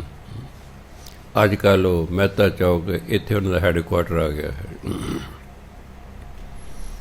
ਸੋ ਗੁਰੂ ਮਹਾਰਾਜ ਜਿਹੜੇ ਨੇ, ਪਰਮਾਤਮਾ ਜਿਹੜਾ ਹੈ ਉਹ ਬਹੁਤ ਗੰਭੀਰ ਹੈ, ਉਹ ਬਹੁਤ ਗਿਆਨਵਾਨ ਹੈ, ਸੁਜਾਨਾ ਗਿਆਨਵਾਨ ਹੈ। ਪਾਰ ਬ੍ਰਹਮ ਪਰਮੇਸ਼ਰ ਗੋਬਿੰਦ, ਇਹਨੂੰ ਗੋਬਿੰਦ ਨਹੀਂ ਪੜ੍ਹਨਾ, ਕਈ ਵਾਰੀ ਪਾਠੀਆਂ ਤੋਂ ਸੁਣਦੇ ਪੜ੍ਹਦੇ ਪਾਰ ਬ੍ਰਹਮ ਪਰਮੇਸ਼ਰ ਗੋਬਿੰਦ। ਗੋਬਿੰਦ ਨਾਲ ਨਾ ਕੀਰਤਨ ਨਹੀਂ ਹੋਣਾ। ਕੀਰਤਨੀ ਨੇ ਕਹਿਤਾ ਗੋਬਿੰਦ, ਅਤੇ ਤਬਲੇ ਵਾਲੇ ਦਾ ਤਾਂ ਅਜੇ ਮੁੱਕੇ ਹੀ ਨਹੀਂ, ਅਤੇ ਕੀਰਤਨ ਦਾ ਮੁੱਕ ਗਿਆ। ਜੇ ਕੀਰਤਨੀ ਕਹਿੰਦਾ ਗੋਬਿੰਦ, ਫਿਰ ਤਬਲੇ ਵਾਲ ਦਾ ਉਹਦਾ ਮਿਲਣਾ ਸੀ। ਹਾਂ, ਇਸ ਲਈ ਕਈ ਵਾਰੀ ਮੈਂ ਦੇਖਿਆ, ਕਈ ਵਾਰੀ ਤਬਲੇ ਵਾਲਾ ਕੀਰਤਨੀਆਂ ਵੱਲ ਵੇਖਦਾ, ਉਹ ਖੱਬੇ ਪਾਸੇ ਬੈਠਾ ਹੁੰਦਾ ਨਾ, ਐਂ ਬਸ ਉਹ ਪੂਰਾ ਨਹੀਂ ਵੇਖਦਾ, ਥੋੜ੍ਹੀ ਟੇਢੀ ਜਿਹੀ ਅੱਖ ਕਰਕੇ ਵੇਖਦਾ। ਕੀਰਤਨੀ ਸਮਝਦਾ ਵੀ ਉਹ ਕੋਈ ਗੜਬੜ ਹੋ ਰਹੀ ਹੈ। ਅਤੇ ਜੇ ਤਬਲੇ ਵਾਲੇ ਦਾ ਧਿਆਨ ਇੱਧਰ ਉੱਧਰ ਹੋ ਜਾਏ ਨਾ, ਫਿਰ ਕੀਰਤਨੀ ਉਹਦੇ ਵੱਲ ਟੇਢਾ ਦੇਖ ਖੱਬੇ ਪਾਸੇ, ਸਮਝ ਜਾਂਦਾ ਵੀ ਉਹ ਵੀ ਸਾਵਧਾਨ ਹੋ ਗਏ। ਬਸ ਸਾਵਧਾਨ ਹੋ ਗਏ ਤਾਂ ਆਪੇ ਠੀਕ ਹੋ ਗਏ। ਜਦੋਂ ਸਾਵਧਾਨ ਹੋ ਗਏ ਫਿਰ ਸਾਨੂੰ ਦੱਸੇ ਗੱਗੇ 'ਤੇ ਹੋੜਾ ਹੈ, ਅਤੇ ਹੋੜੇ ਦੀ ਆਵਾਜ਼ ਗੋ ਹੁੰਦੀ ਹੈ, ਗੋ ਨਹੀਂ ਹੁੰਦੀ। ਗੋ, ਗੱਗੇ ਨੂੰ ਹੋੜਾ ਗੋ। ਪਾਰ ਬ੍ਰਹਮ ਪਰਮੇਸ਼ਰ ਗੋਬਿੰਦ। ਹੈ ਪਰਮਾਤਮਾ, ਤੂੰ ਪਾਰ ਬ੍ਰਹਮ ਹੈ, ਤੇਰੇ ਤੋਂ ਪਰਾ ਕੁਛ ਹੈ ਹੀ ਨਹੀਂ ਹੈ, ਤੇਰੇ ਤੋਂ ਪਰਾ ਕੁਛ ਨਹੀਂ ਹੈ। ਪਰਮੇਸ਼ਰ ਹੈ, ਤੂੰ ਸਭ ਤੋਂ ਵੱਡਾ ਹੈ। ਗੋਬਿੰਦ ਹੈ, ਸੰਸਕ੍ਰਿਤ ਦਾ ਸ਼ਬਦ ਹੈ ਗੋਵਿੰਦ, ਵਾਵੇ ਨਾਲ। ਗੋ ਮੈਨੇ ਧਰਤੀ, ਵਿੰਦ ਹੁੰਦਾ ਜਾਣਨਾ। ਜਿਹੜਾ ਸ੍ਰਿਸ਼ਟੀ ਨੂੰ ਜਾਣਦਾ ਹੈ ਉਹਨੂੰ ਕਹਿੰਦੇ ਨੇ ਗੋਵਿੰਦ। ਉਹ ਤਾਂ ਬੱਬਾ ਬਣਾਤਾ ਗੋਬਿੰਦ, ਉਹ ਤਾਂ ਗੋਬਿੰਦ, ਵਿੰਦ ਜਾਣਨ ਨੂੰ ਕਹਿੰਦੇ ਨੇ। ਪਰਮਾਤਮਾ ਪਾਰ ਬ੍ਰਹਮ ਹੈ, ਪਰਮੇਸ਼ਰ ਪਰਮ ਈਸ਼ਰ ਹੈ, ਸਭ ਤੋਂ ਵੱਡਾ ਹੈ। ਗੋਬਿੰਦ, ਉਹ ਸ੍ਰਿਸ਼ਟੀ ਨੂੰ ਜਾਣਨ ਵਾਲਾ ਹੈ। ਕਿਰਪਾ ਨਿਧਾਨ, ਇਹਨੂੰ ਕਿਰਪਾ ਨਿਧਾਨ ਨਹੀਂ ਪੜ੍ਹਨਾ। ਕਿਰਪਾ ਨਿਧਾਨ ਪੜ੍ਹੋਗੇ ਕੀਰਤਨ ਨਹੀਂ ਠੀਕ ਹੋਣਾ, ਕੀਰਤਨ ਨਹੀਂ ਠੀਕ ਹੋਣਾ। ਤਬਲੇ ਵਾਲੇ ਦੇ ਆਪਣਾ ਸਿਸਟਮ, ਇੱਕ ਕੀਰਤਨੀਆਂ ਦਾ ਵਾਜਣ ਦਾ ਆਪਣਾ ਸਿਸਟਮ ਹੈ। ਤਾਲ ਮੇਲ ਹੋਣਾ ਚਾਹੀਦਾ ਦੋਨਾਂ ਦਾ, ਸੁਰ ਤਾਲ। ਤਬਲਾ ਵਾਲਾ ਤਾਲ ਹੈ, ਵਾਜੇ ਵਾਲਾ ਸੁਰ ਹੈ। ਸੁਰ ਤਾਲ ਦੋਨਾਂ ਦਾ ਮਿਲਣਾ ਜ਼ਰੂਰੀ ਹੈ। ਕਿਤੇ ਪਰਮਾਤਮਾ ਨੇ ਪੂਰਾ ਕੱਕੇ ਨੂੰ ਸਿਆਰੀ ਰਾਰਾ ਪੱਪੇ ਨੂੰ ਕਰਨਾ ਪਾਏ। ਕਿਰਪਾ ਕਿਉਂ? ਕੀਰਤਨ 'ਚ ਜ਼ਿਆਦਾ ਸਮਾਂ ਲਾਉਣਾ ਹੈ, ਇਸ ਲਈ ਕਿਰਪਾ। ਕਿਤੇ ਛੇਤੀ ਕਰਨਾ, ਕਿਰਪਾ। ਕਿਰਪਾ ਨੂੰ ਜ਼ਿਆਦਾ ਟਾਈਮ ਲੱਗੇਗਾ ਨਾ, ਕਿਰਪਾ ਨੂੰ ਕਹਿਣ 'ਤੇ ਥੋੜ੍ਹਾ ਲੱਗਦਾ ਟਾਈਮ। ਇਸ ਕੀਰਤਨ ਦੇ ਪੁਆਇੰਟ ਤੋਂ ਸਪੈਲਿੰਗ ਲਿਖੇ ਗਏ ਹਨ। ਊਂ ਤਾਂ ਠੀਕ ਹੈ, ਮੀਨਿੰਗ ਤਾਂ ਇੱਕੋ ਹੀ ਹੈ। ਕਿਰਪਾ ਹਿੰਦੀ ਦਾ ਸ਼ਬਦ ਹੈ, ਕਿਰਪਾ ਪੰਜਾਬੀ ਦਾ ਸ਼ਬਦ, ਇੰਨਾ ਹੀ ਫਰਕ ਹੈ ਬਸ। ਮੀਨਿੰਗ ਇੱਕੋ ਹੀ ਹੈ, ਪਰ ਇੱਥੇ ਹਿੰਦੀ ਦਾ ਸ਼ਬਦ ਪਾਇਆ ਹੋਇਆ ਕਿਰਪਾ। ਕਿਰਪਾ ਨਿਧਾਨ, ਨਿਧਾਨ ਕਹਿੰਦੇ ਖਜ਼ਾਨਾ। ਪਰਮਾਤਮਾ ਕਿਰਪਾ ਦਾ ਖਜ਼ਾਨਾ ਹੈ। ਇਹ ਨਹੀਂ ਕਿ ਉਹਦੇ ਕੋਲ ਥੋੜ੍ਹੀ ਜਿਹੀ ਕਿਰਪਾ ਕਰਦਾ, ਉਹ ਤਾਂ ਖਜ਼ਾਨਾ ਹੈ। ਦਇਆਲ, ਉਹ ਤਾਂ ਦਿਆਲੂ ਹੈ। ਬਖਸ਼ੰਦ, ਇਹਨੂੰ ਬਖਸ਼ੰਦ ਨਹੀਂ ਪੜ੍ਹਨਾ। ਫਾਰਸੀ ਦਾ ਸ਼ਬਦ ਹੈ ਬਖਸ਼ੰਦ। ਬੱਬਾ, ਖੱਖੇ ਦੇ ਪੈਰ 'ਚ ਬਿੰਦੀ, ਸੱਸੇ ਦੇ ਪੈਰ 'ਚ ਬਿੰਦੀ, ਉੱਤੇ ਟਿੱਪੀ, ਦੱਦਾ, ਬਖਸ਼ੰਦ। ਜਿਵੇਂ ਕਹਾਂ ਜੀ ਮੈਨੂੰ ਬਖਸ਼ ਦਿਓ, ਅਤੇ ਕਿਸੇ ਰਾਜ ਦੇ ਪੰਜਾਬੀ ਨੂੰ ਲਿਖੋ ਬਖਸ਼, ਲੈ ਲਿਖਣਾ ਹੀ ਨਹੀਂ ਆਉਂਦਾ। ਉਹ ਬੱਬਾ ਖੱਖਾ ਸੱਸੇ ਦੇ ਪੈਰ 'ਚ ਬਿੰਦੀ ਲਾ ਦੇਗਾ, ਉਹ ਬਖਸ਼ ਲਿਖੂਗਾ, ਬਖਸ਼ ਨਹੀਂ ਲਿਖੇਗਾ। ਫਾਰਸੀ ਸ਼ਬਦ ਹੈ ਬਖਸ਼। ਬੱਬਾ ਖੱਖੇ ਦੇ ਪੈਰ 'ਚ ਬਿੰਦੀ, ਸੱਸੇ ਦੇ ਪੈਰ 'ਚ ਬਿੰਦੀ, ਬਖਸ਼।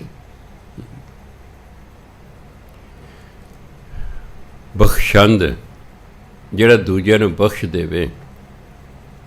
ਪਰਮਾਤਮਾ ਕਿਰਪਾ ਦਾ ਖਜ਼ਾਨਾ ਹੈ, ਉਹ ਦਿਆਲੂ ਹੈ, ਉਹ ਬਖਸ਼ੰਦ ਹੈ। ਜੋ ਕੋਈ ਉਸ ਤੋਂ ਆਪਣੀ ਭੁੱਲ ਬਖਸ਼ਾਉਂਦਾ, ਉਹ ਬਖਸ਼ ਦਿੰਦਾ। ਪਿਛਲੇ ਔਗਣ ਬਖਸ਼ ਲੈ ਪ੍ਰਭ, ਉਹ ਔਗਣ ਬਖਸ਼ ਦਿੰਦਾ। ਚੰਗਾ ਭਾਈ, ਤੂੰ ਤੋਬਾ ਕਰ ਲਈਏ, ਤੂੰ ਪਛਤਾਵਾ ਕਰਦਾ ਹੈ, ਤੈਨੂੰ ਮੈਂ ਬਖਸ਼ਿਆ, ਅੱਗੇ ਤੂੰ ਇਸ ਤਰ੍ਹਾਂ ਨਾ ਕਰੀ। ਫਿਰ ਪਰਮਾਤਮਾ ਠੀਕ ਹੈ। ਮਤਲਬ ਇੱਕ ਚੋਰ ਹੈ, ਉਹ ਕਹਿੰਦਾ ਮਹਾਰਾਜ ਜੀ ਵੀ ਅੱਜ ਤੋਂ ਇੱਥੇ ਆ ਜਾਂਦਾ, ਭਾਵੇਂ ਇਕੱਲੇ ਹੀ ਆ ਜਾਂਦਾ, ਹੇ ਸੱਚੇ ਪਾਤਸ਼ਾਹ ਮੈਂ ਅੱਜ ਤੋਂ ਚੋਰੀ ਛੱਡੀ, ਮੈਨੂੰ ਬਖਸ਼ ਦਿਓ। ਗੁਰੂ ਮਹਾਰਾਜ ਤੁਰੰਤ ਨਹੀਂ ਬਖਸ਼ਦੇ, ਮਹੀਨੇ 2 ਮਹੀਨੇ ਬਾਅਦ ਉਹਨੂੰ ਚੋਰੀ ਕਰਨ ਦਾ ਮੌਕਾ ਦਿੰਦੇ ਨੇ ਵੀ ਦੇਖੀਏ, ਕੋਈ ਨਹੀਂ ਵੇਖ ਰਿਹਾ ਤੇ ਚੀਜ਼ ਬੜੀ ਕੀਮਤੀ ਪਈ ਹੈ, ਵੀ ਇਹ ਚੁੱਕਦਾ, ਇਹ ਚੁੱਕਦਾ, ਜੇ ਚੁੱਕ ਲਿਆ ਫਿਰ ਨਹੀਂ ਬਖਸ਼ਦਾ ਪਰਮਾਤਮਾ। ਤੂੰ ਝੂਠੀ ਸਹੁੰ ਚੱਕੀ, ਤੂੰ ਮੇਰੇ ਸਾਹਮਣੇ ਝੂਠੀ ਸਹੁੰ ਚੱਕੀ, ਇਸ ਤੇ ਨਹੀਂ ਬਖਸ਼ਦਾ। ਜਿਵੇਂ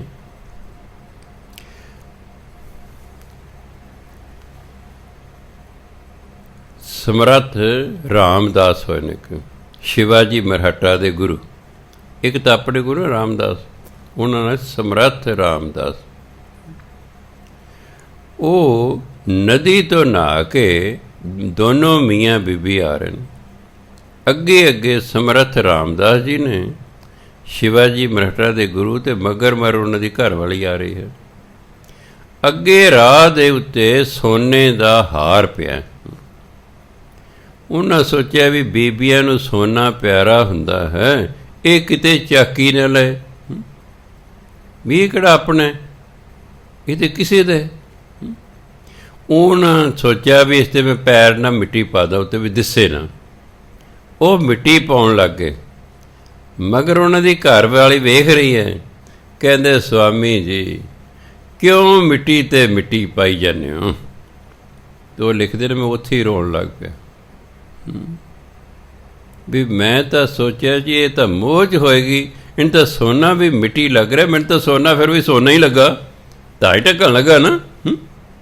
ਉਹ ਕਹਿੰਦੇ ਸਵਾਮੀ ਜੀ ਕਿਉਂ ਮਿੱਟੀ 'ਤੇ ਮਿੱਟੀ ਪਾਈ ਜਾਂਦੇ ਹੋ? ਜਦੋਂ ਕਿਸੇ ਦੀ ਕੋਈ ਚੀਜ਼ ਸੜਕ 'ਤੇ ਪਈ ਹੋਵੇ ਅਤੇ ਤੁਸੀਂ ਨਾ ਚੁੱਕੋ, ਇਹਦਾ ਮਤਲਬ ਹੁਣ ਗੱਲ ਬਣ ਸਕਦੀ ਹੈ, ਨਹੀਂ ਤਾਂ ਅਗਲਾ ਇੱਧਰ ਉੱਧਰ ਵੇਖਦਾ ਹੈ ਵੀ ਕੋਈ ਨਹੀਂ, ਮੈਂ ਕਿਹੜਾ ਕੋਈ ਚੋਰੀ ਕਰ ਰਿਹਾ, ਇਹ ਤਾਂ ਸੜਕ 'ਤੇ ਹੀ ਪਈ ਹੈ, ਚੱਕ ਲਓ, ਚੱਕ ਲਓ।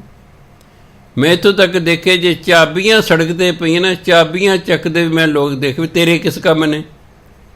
ਕਈ ਵਾਰੀ ਨਾ ਸਕੂਟਰ ਦੀ ਚਾਬੀ, ਪਹਿਲਾਂ ਜੇ ਸਕੂਟਰ ਲੂਜ਼ ਹੋ ਜਾਂਦੀ, ਡਿੱਗ ਪੈਂਦੀ ਸੀ ਕਈ ਵਾਰੀ, ਮੈਂ ਹੋ ਸਕਦਾ ਉਹ ਬੰਦਾ ਵਿਚਾਰਾ ਲੱਭਦਾ ਆ ਰਿਹਾ ਹੋਵੇ, ਮੈਂ ਇਸ ਰਾਹ ਗਿਆ, ਮੇਰੀ ਚਾਬੀ ਡਿੱਗ ਪਈ ਹੈ ਅਤੇ ਚਾਬੀ ਇਹ ਚੱਕ ਕੇ ਲੈ ਗਿਆ, ਫਿਰ ਤੇਰੇ ਕੀ ਕੰਮ ਹੈ? ਆਦਤ ਪਈ ਹੈ ਸਾਨੂੰ ਦੂਜਿਆਂ ਦੀ ਚੀਜ਼ਾਂ ਚੱਕਣ ਦੀ। ਜਦੋਂ ਬੰਦਾ ਇੱਥੇ ਪਹੁੰਚ ਜਾਏਗਾ ਨਾ, ਮੇਰੀ ਨਹੀਂ, ਗੱਲ ਖਤਮ ਹੈ ਬਸ।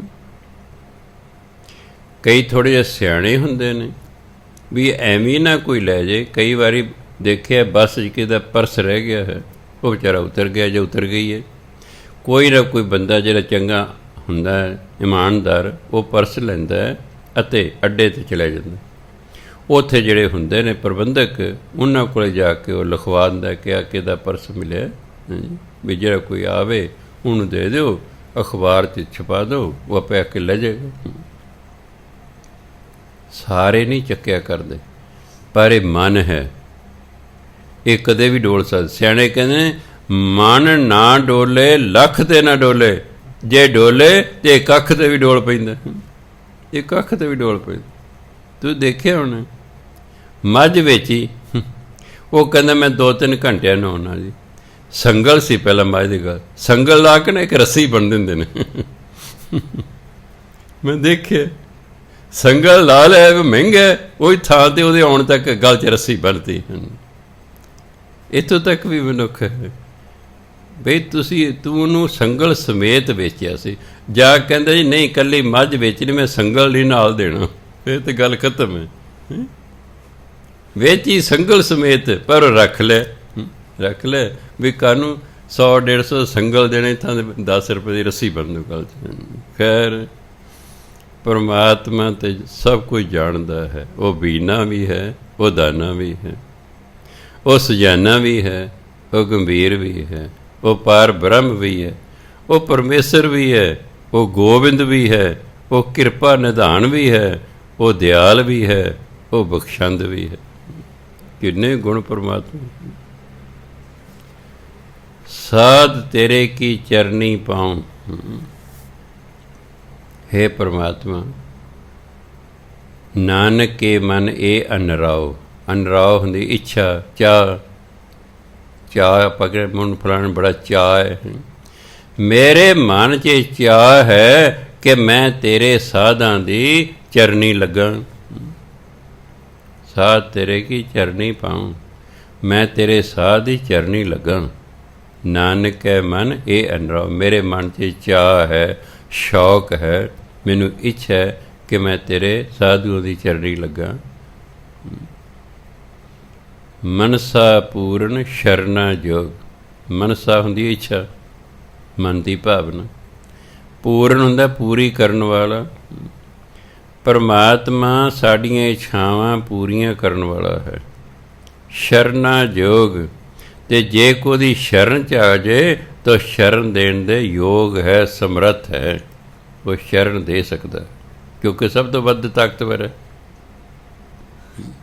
मान लो मैं गिद्दड़ की शरण चलिया गया तो बघियाड़ तो शेर मैनू फिर भी खा सकते, गिद्दड़ मैनू नहीं बचा सकते, क्यों समर्थ ही नहीं। हाँ, मैं शेर की शरण चलिया गया, फिर मैनू कोई फिक्र नहीं कि कोई जानवर मैनू खा जाएगा, क्योंकि शेर तो सारे जानवर डरते हैं। हाथी हालांकि शेर तो किड्डा वड्डा हुंदा, पर हाथी भी शेर तो डरदा। इस शेर कई बारी कल्ला ही फिर रहा हुंदा, पर हाथी कल्ला दे कल्ला कदे जंगल च नहीं फिरदा। उन्होंने पता शेर मैनू खा जाएगा। हाथी 10-10 15-15 रल के जाते हैं। कदे भी जंगल तो जाओगे तो कल्ला हाथी फिरदा नहीं। जे किते कल्ला हाथी फिरदा दिस गया शेर नूं, ਉਹਦੇ पंजे इन्ने ਜ਼ਬਰਦਸਤ ने कि वह हाथी ਨੂੰ ਪਾੜ के रख ਦਿੰਦਾ। सो शेर की शरण च जाके फिर कोई गिद्दड़ ਜਾਂ होर नहीं सानू डरा सकते। इसलिए परमात्मा शरण देण दे योग है, समर्थ है, इच्छा पूरी करन दे योग है। क्योंकि होर साडी इच्छावां नहीं कोई पूरियां कर सकता, वो तो परमात्मा है। जो कर पाया सोई होग। कर हुंदा हथ विच, कक्का रारा मने कर, हथ, रारे नूं सिहारी है हथ विच। जो परमात्मा ने साडे हथ च पाता है, परमात्मा ने जो साडी किस्मत च लिख दिता है ना, सोई होग, उही होना, उही होने जो परमात्मा ने किस्मत च लिख दिता है। हर एक इंसान जदों पैदा होया ਉਹਦੀ किस्मत पहला ही लिखी हुई सी। एक इंसान ही है ਜਿਹੜਾ कर्म भोग जूनी है ते कर्म जूनी है। मनुखा जूनी कर्म जूनी भी है ते कर्म भोग जूनी भी है। ये कर्म करदा भी है नवें ते पहले कीते कर्मां नूं भोगदा है। जो असीं पिछले जन्मां 'च कर्म कीते वो साडी बण गई किस्मत, ਉਹਨੂੰ ਤਾਂ ਅਸੀਂ ਭੋਗਾਂਗੇ, ਚੰਗੀ ਮੰਦੀ ਜੋ ਵੀ। ਜਿਹੜੇ ਹੁਣ ਅਸੀਂ ਕਰਮ ਕਰ ਰਹੇ ਹਾਂ ਇਹ ਅਸੀਂ ਅੱਗੇ ਜਾ ਕੇ ਭੋਗਾਂਗੇ, ਅੱਗੇ ਜਾ ਕੇ ਭੋਗਾਂਗੇ। ਇਸ ਲਈ परमात्मा जो कर पाया, परमात्मा ने जो साढ़े हाथ च पा दिता है, पाप जो साड़ी किस्मत लिख दी है, सोई होग, उही होना साढ़े नाल।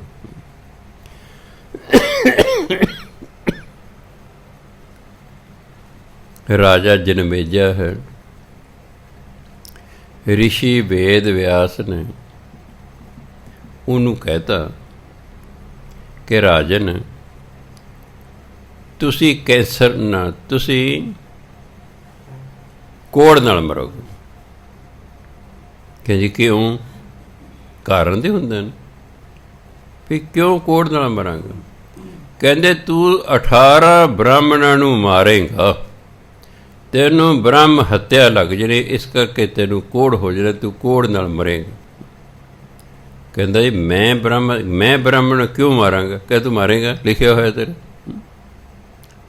कि नहीं हुण मैनूं पता लग गया, हुण नहीं मारदा, हुण लिखिया होया तू 18 ब्राह्मणां नूं मारेगा, इसलिए तैनूं कोड़ हो जाए, तू कोड़ ना मरेगा। कह नहीं मैनूं पता लग गया, हुण मैं क्यों मारांगा। कहते भावें पता लग जाए, हुण ही नहीं टलिया करदी। तां ही नौवें पातशाह कहे चिंता ताकी कीजिए जो अनहोनी होए। ਜੇ ਅਣਹੋਣੀ ਹੋਣੀ ਹੋਵੇ ਤਾਂ ਫਿਰ ਤਾਂ ਚਿੰਤਾ ਕਰੋ। ਹੁਣ ਉਹੀ ਹੈ ਜਿਹੜਾ ਹੋਣੀ ਹੈ, ਹੋਣੀ ਨੇ ਹੋ ਕੇ ਹੀ ਰਹਿਣਾ, ਅਤੇ ਚਿੰਤਾ ਕੀਤਿਆਂ ਕੀ ਬਣਦਾ ਵੇ। ਜਿਨ੍ਹਾਂ ਨੇ ਕਰੋਨਾ ਨਾਲ ਮਰਨਾ ਉਹਨਾਂ ਨੇ ਕਰੋਨਾ ਨਾਲ ਹੀ ਮਰਨਾ, ਅਤੇ ਜਿਨ੍ਹਾਂ ਕਰੋਨਾ ਨਾਲ ਨਹੀਂ ਮਰਨਾ ਉਹਨਾਂ ਨਹੀਂ ਮਰਨਾ। ਉਹ ਤਾਂ ਪਹਿਲੇ ਲਿਖੇ ਕਾਹਦੇ ਨਾਲ ਤੂੰ ਮਰਨਾ, ਸਿਰਫ ਇਹ ਆਪਾਂ ਨੂੰ ਪਤਾ ਨਹੀਂ ਹੈ, ਬਸ ਇੰਨਾ ਹੀ ਹੈ। ਕਰੋਨਾ ਨਾਲ ਤਾਂ ਰੋਜ਼ ਇੱਕ ਬੰਦਾ ਸਿਰਫ ਪੰਜਾਬ 'ਚ ਮਰ ਰਿਹਾ ਹੈ, ਬਾਕੀ ਬਿਮਾਰੀਆਂ ਨਾਲ ਪੰਜਾਬ 'ਚ ਪਤਾ ਨਹੀਂ ਕਿੰਨੇ ਰੋਜ਼ ਮਰ ਰਹੇ ਨੇ, ਕਿੰਨੇ ਮਰ ਰਹੇ ਨੇ। ਕੋਈ ਐਕਸੀਡੈਂਟ 'ਚ ਮਰ ਗਿਆ, ਕੋਈ ਕਾਸੇ ਬਿਮਾਰੀ ਨਾਲ ਮਰ ਗਿਆ, ਕੋਈ ਕਿਸੇ ਬਿਮਾਰੀ ਨਾਲ ਮਰ ਗਿਆ, ਕਿੰਨੇ ਹੀ ਰੋਜ਼ ਮਰਦੇ ਹਨ ਹੋਰ ਹੋਰ ਬਿਮਾਰੀਆਂ ਨਾਲ। ਕਰੋਨਾ ਨਾਲ ਤਾਂ ਸਿਰਫ ਇੱਕ ਹੀ ਅਜੇ ਮਾਰਿਆ ਐਵਰੇਜ। 2 ਮਹੀਨੇ ਤੋਂ ਉੱਪਰ ਹੋ ਗਏ ਲਾਕਡਾਊਨ। 20 ਮਾਰਚ ਨੂੰ ਸ਼ੁਰੂ ਹੋਇਆ ਸੀ ਨਾ, 20 ਅਪ੍ਰੈਲ, 20 ਮਈ, ਜੂਨ ਵੀ 2.5 ਮਹੀਨੇ ਹੋ ਗਏ। 2.5 ਮਹੀਨਿਆਂ ਦੇ ਵਿੱਚ ਪੰਜਾਬ 'ਚ ਕਰੋਨਾ ਨਾਲ 55 ਬੰਦੇ ਮਰੇ ਨੇ।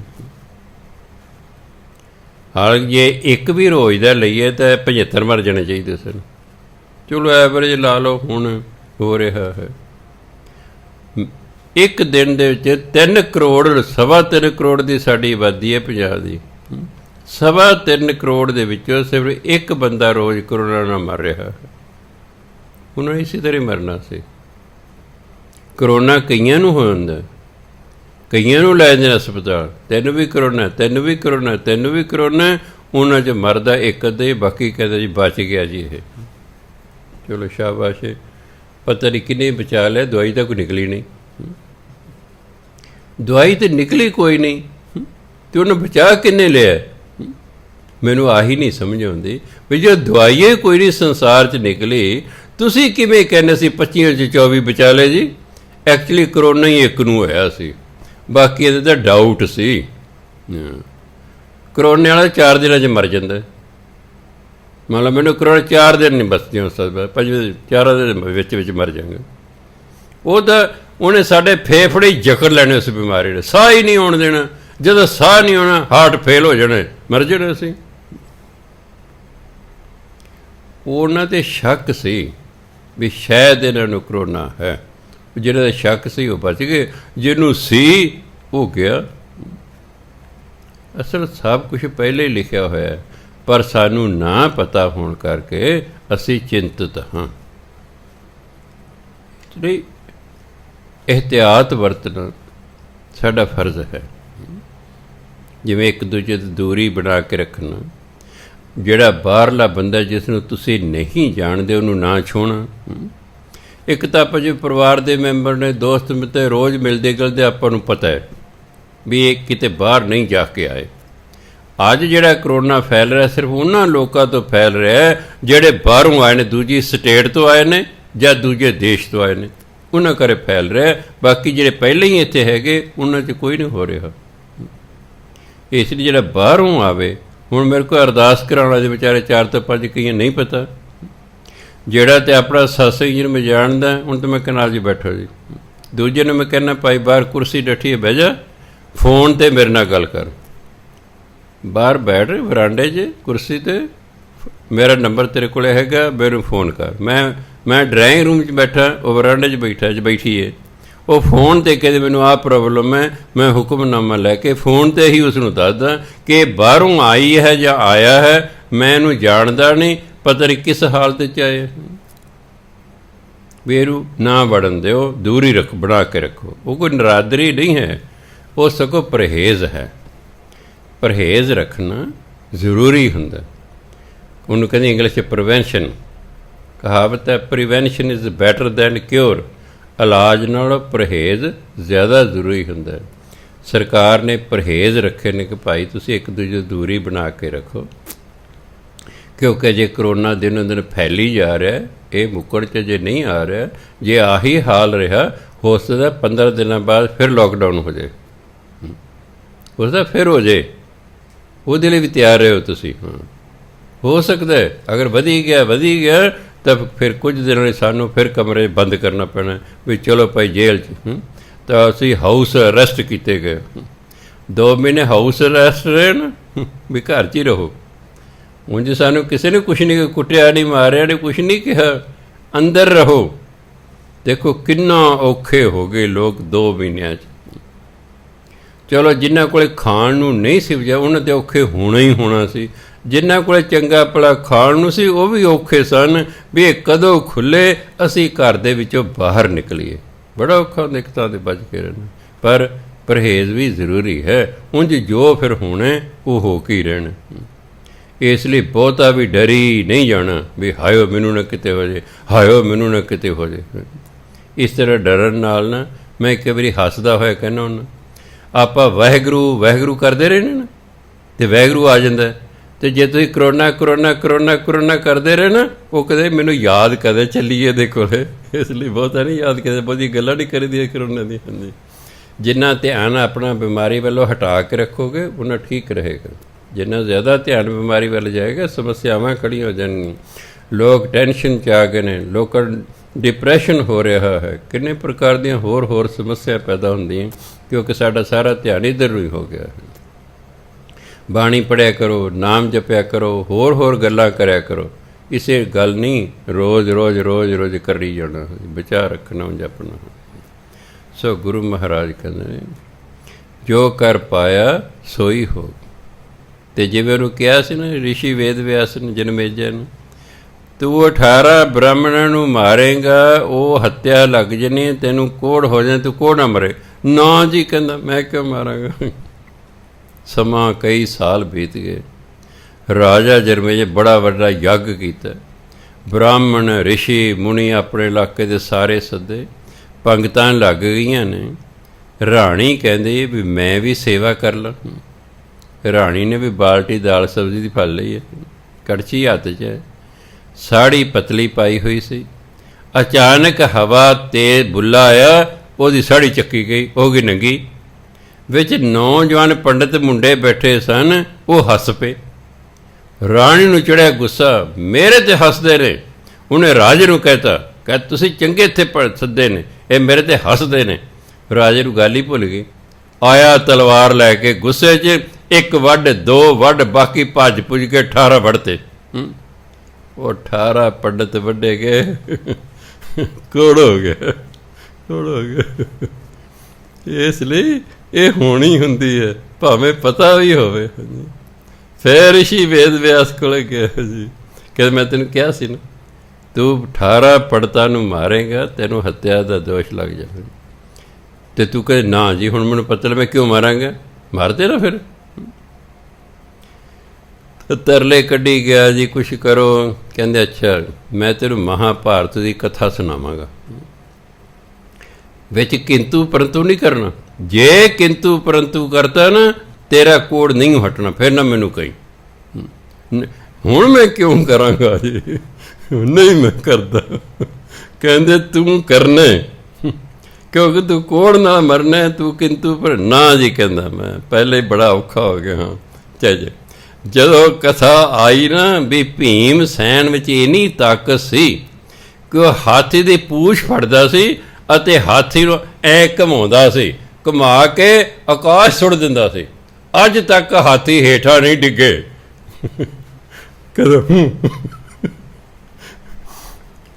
ਕਹਿੰਦਾ ਵੀ ਕਿਵੇਂ ਹੋ ਸਕਦਾ? ਉਹ ਨੱਕ ਨਾਲ ਕਹਿੰਦਾ, ਨੱਕ ਤੇ ਕੋੜ ਰਹਿ ਗਿਆ, ਬਾਕੀ ਸਾਰਾ ਕੋੜ ਹਟ ਗਿਆ ਸੀ। ਕਹਿੰਦਾ ਬਸ ਹੁਣ ਕੋਈ ਹੱਲ ਨਹੀਂ, ਇਸੇ ਕੋੜ ਨਾਲ ਤੂੰ ਮਰੇਗਾ। ਅਤੇ ਜਨਮੇਜੈ ਉਸੇ ਕੋੜ ਨਾਲ ਹੀ ਮਰਿਆ। ਇਸ ਲਈ ਤਾਂ ਨਾ ਕੋਈ ਚਿੰਤਾ ਤਾਂ ਕੀ ਕੀਜੀਏ ਜੋ ਅਨਹੋਣੀ ਹੋਏ। ਕੁਛ ਅਨਹੋਣਾ ਨਹੀਂ ਹੁੰਦਾ, ਇਹ ਪਹਿਲੇ ਹੀ ਹੋਣੀ ਹੁੰਦੀ ਹੈ। ਕਿਉਂਕਿ ਮੈਨੂੰ ਹੋਰ ਵੀ ਵਿਸ਼ਵਾਸ ਹੋ ਗਿਆ। ਮੈਂ ਜਿਹੜਾ ਸਵਾਮੀ ਰਾਮ ਜੀ ਹੋਏ ਨੇ, ਰਤਵਾੜਾ ਸਾਹਿਬ ਵਾਲੇ ਮਹਾਂਪੁਰਖਾਂ ਦੇ ਮਿੱਤਰ, ਉਹ ਕਹਿੰਦੇ 1945 ਦਾ ਸੰਨ ਸੀ।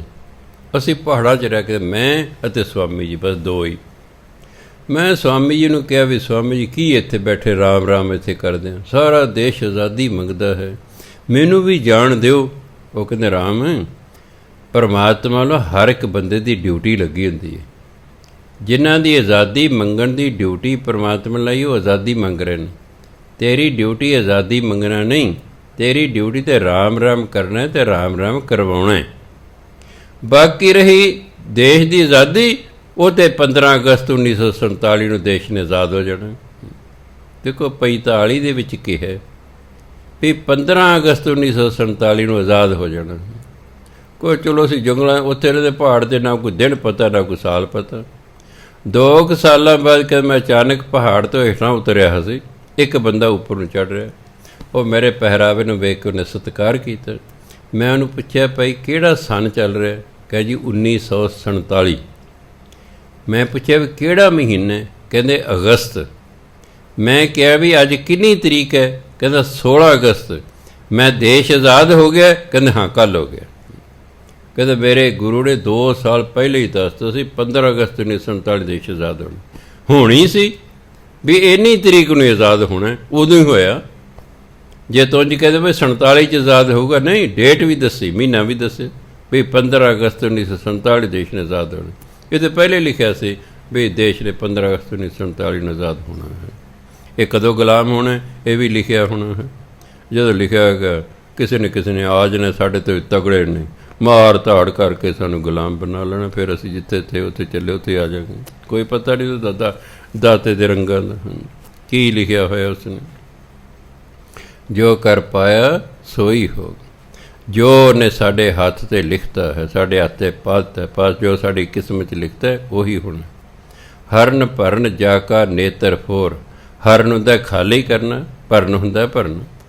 ਨੇਤਰ ਫੋਰ ਅੱਖ ਦੇ ਫਰਕਣ ਜਿੰਨੇ ਸਮੇਂ 'ਚ, ਅੱਖ ਝਪਕਣ ਦੇ ਸਮੇਂ ਵਿੱਚ ਉਹ ਕਹਿੰਦਾ ਸਭ ਕੁਝ ਖਾਲੀ ਕਰ ਸਕਦਾ ਅਤੇ ਸਭ ਕੁਝ ਨੂੰ ਭਰ ਵੀ ਸਕਦਾ।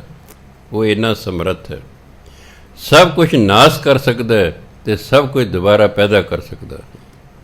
ਤਿਸ ਕਾ ਮੰਤਰ ਨਾ ਜਾਣੇ ਹੋਰ। ਮੰਤਰ ਹੁੰਦਾ ਵੀ ਉਹਦੇ ਮਨ 'ਚ ਕੀ ਹੈ। ਉਹੀ ਤਾਂ ਮੰਤਰ ਵੀ ਹੁੰਦਾ, ਜਿਵੇਂ ਗੁਰਮੰਤਰ, ਮੰਤਰ ਉਪਦੇਸ਼ ਵੀ ਹੁੰਦਾ ਹੈ। ਇੱਥੇ ਮੰਤਰ ਤੋਂ ਭਾਵ ਹੈ ਉਹਦੇ ਮਨ ਦੀ ਭਾਵਨਾ, ਮਨ 'ਚ ਕੀ ਹੈ ਉਹਦੇ। ਤਿਸ ਕਾ ਮੰਤਰ ਨਾ ਜਾਣੇ ਹੋਰ। ਪਰਮਾਤਮਾ ਦੇ ਮਨ ਵਿੱਚ ਕੀ ਹੈ ਉਹ ਕਿਸੇ ਹੋਰ ਨੂੰ ਨਹੀਂ ਪਤਾ। ਆਨੰਦ ਰੂਪ ਮੰਗਲ ਸਦ ਜਾਕੈ। ਪਰਮਾਤਮਾ ਦੇ ਘਰ 'ਚ ਉਹ ਤਾਂ ਹੈ ਹੀ ਆਨੰਦ ਰੂਪ, ਉਹ ਤਾਂ ਆਨੰਦ ਸਰੂਪ ਹੈ। ਉੱਥੇ ਤਾਂ ਆਨੰਦ ਹੀ ਆਨੰਦ ਹੈ। ਮੰਗਲ ਖੁਸ਼ੀਆਂ ਨੇ, ਸਦਾ ਹੀ ਉਹਦੇ ਘਰ 'ਚ ਤਾਂ ਸਦਾ ਹੀ ਖੁਸ਼ੀਆਂ ਨੇ, ਸਦਾ ਹੀ ਮੰਗਲ ਹੈ, ਸਦਾ ਹੀ ਆਨੰਦ ਹੈ। ਸਰਬ ਥੋਕ ਸੁਣੀਏ ਘਰ ਤਾਕ ਹੈ। ਸੁਣਿਆ ਕਿ ਉਹਦੇ ਘਰ ਦੇ ਵਿੱਚ ਸਾਰੀਆਂ ਚੀਜ਼ਾਂ ਨੇ, ਥੋਕ ਵਸਤੂਆਂ ਨੂੰ ਕਹਿੰਦੇ, ਸਾਰੀਆਂ ਚੀਜ਼ਾਂ ਉਸਦੇ ਘਰ 'ਚ ਨੇ। ਪਰਮਾਤਮਾ ਕੋਲ ਸਭ ਕੁਛ ਹੈ। ਜੋ ਵੀ ਉਸ ਤੋਂ ਮੰਗਦਾ ਹੈ ਪਰਮਾਤਮਾ ਉਹੀ ਉਸ ਨੂੰ ਦਿੰਦਾ। ਜੋ ਮੰਗੈ ਠਾਕਰ ਆਪਣੇ ਤੇ ਸੋਈ ਦੇਵੇ। ਕਈਆਂ ਨੂੰ ਤੁਰੰਤ, ਕਈਆਂ ਨੂੰ ਠਹਿਰ ਕੇ, ਕਈਆਂ ਨੂੰ ਅਗਲੇ ਜਨਮ 'ਚ, ਕਈਆਂ ਨੂੰ ਉਹਦੇ ਅਗਲੇ ਜਨਮ 'ਚ, ਕਈਆਂ ਨੂੰ ਉਦੋਂ ਅਗਲੇ। ਜੋ ਤੁਸੀਂ ਮੰਗਿਆ ਤੁਹਾਨੂੰ ਮਿਲਣਾ। ਜੇ ਕੋਈ ਸੰਤ ਮੰਗਦਾ ਤਾਂ ਨਾਲ ਦੀ ਨਾਲ ਹੀ ਮਿਲਦਾ। ਸਾਡੇ ਵਰਗਾ ਮੰਗਦਾ ਠਹਿਰ ਕੇ ਮਿਲਦਾ ਹੈ। ਮਿਲੇਗਾ ਜ਼ਰੂਰ, ਇਹ ਨਹੀਂ ਵੀ ਮਿਲੇ ਫਿਰ ਤਾਂ ਬਾਣੀ ਗਲਤ ਹੋ ਜਾਏ। ਫਿਰ ਤਾਂ ਬਾਣੀ ਗਲਤ। ਬਾਣੀ ਕਹਿੰਦੇ ਜੋ ਮੰਗੈ ਠਾਕਰ ਆਪਣੇ ਤੇ ਸੋਈ ਦੇਵੇ। ਬੱਚਾ ਗਲੀ 'ਚ ਜਾ ਰਿਹਾ, ਬੀਬੀ ਦੇ ਬੱਚਾ ਕੋਈ ਨਹੀਂ, ਬੀਬੀ ਉਸ ਵੇਲੇ ਕੋਈ ਵੇਖਦੀ ਹੈ, ਕਹਿੰਦੀ ਕਿਤੇ ਇਹ ਮੇਰਾ ਪੁੱਤਰ ਹੁੰਦਾ, ਚਾਹੇ ਅਗਲੇ ਜਨਮ 'ਚ, ਚਾਹੇ ਉਦੋਂ ਅਗਲੇ 'ਚ, ਚਾਹੇ ਉਦੋਂ ਅਗਲੇ 'ਚ, ਉਹਦੇ ਘਰ ਪੁੱਤਰ ਹੀ ਬਣ ਕੇ ਆਵੇਗਾ। ਕਿਉਂਕਿ ਮੰਗ ਹੈ ਨਾ ਵੀ ਇਹ ਮੇਰਾ ਪੁੱਤਰ ਹੁੰਦਾ। ਮਿਲੇਗਾ, ਜੋ ਮੰਗਦਾ ਮਿਲੇਗਾ। ਇੰਨਾ ਟਾਈਮ ਲੱਗ ਜਾਂਦਾ, 2-4 ਜਨਮ ਵੀ ਲੱਗ ਸਕਦੇ ਨੇ, ਪਰ ਮਿਲੇਗਾ ਜ਼ਰੂਰ ਜੋ ਤੁਸੀਂ ਮੰਗਿਆ। ਇਸ ਲਈ ਕਹਿੰਦੇ ਦੇ ਘਰ 'ਚ ਸਾਰੇ ਪਦਾਰਥ ਨੇ। ਰਾਜ ਮੈਂ ਰਾਜ, ਜੋਗ ਮੈਂ ਜੋਗੀ। ਉਹ ਰਾਜਾ 'ਚ ਉਹ ਰਾਜਾ ਹੈ, ਜੋਗੀਆਂ ਦੇ ਵਿੱਚ ਜੋਗੀ ਹੈ। ਤਪ ਮੈਂ ਤਪੀਸਰ, ਤਪਸਵੀਆਂ ਦੇ ਵਿੱਚ ਵੱਡਾ ਤਪਸਵੀ ਹੈ। ਤਪ ਕਰਨ ਵਾਲਾ ਜੋ ਵੱਡਾ ਤਪ ਕਰਨ ਵਾਲਾ ਹੈ।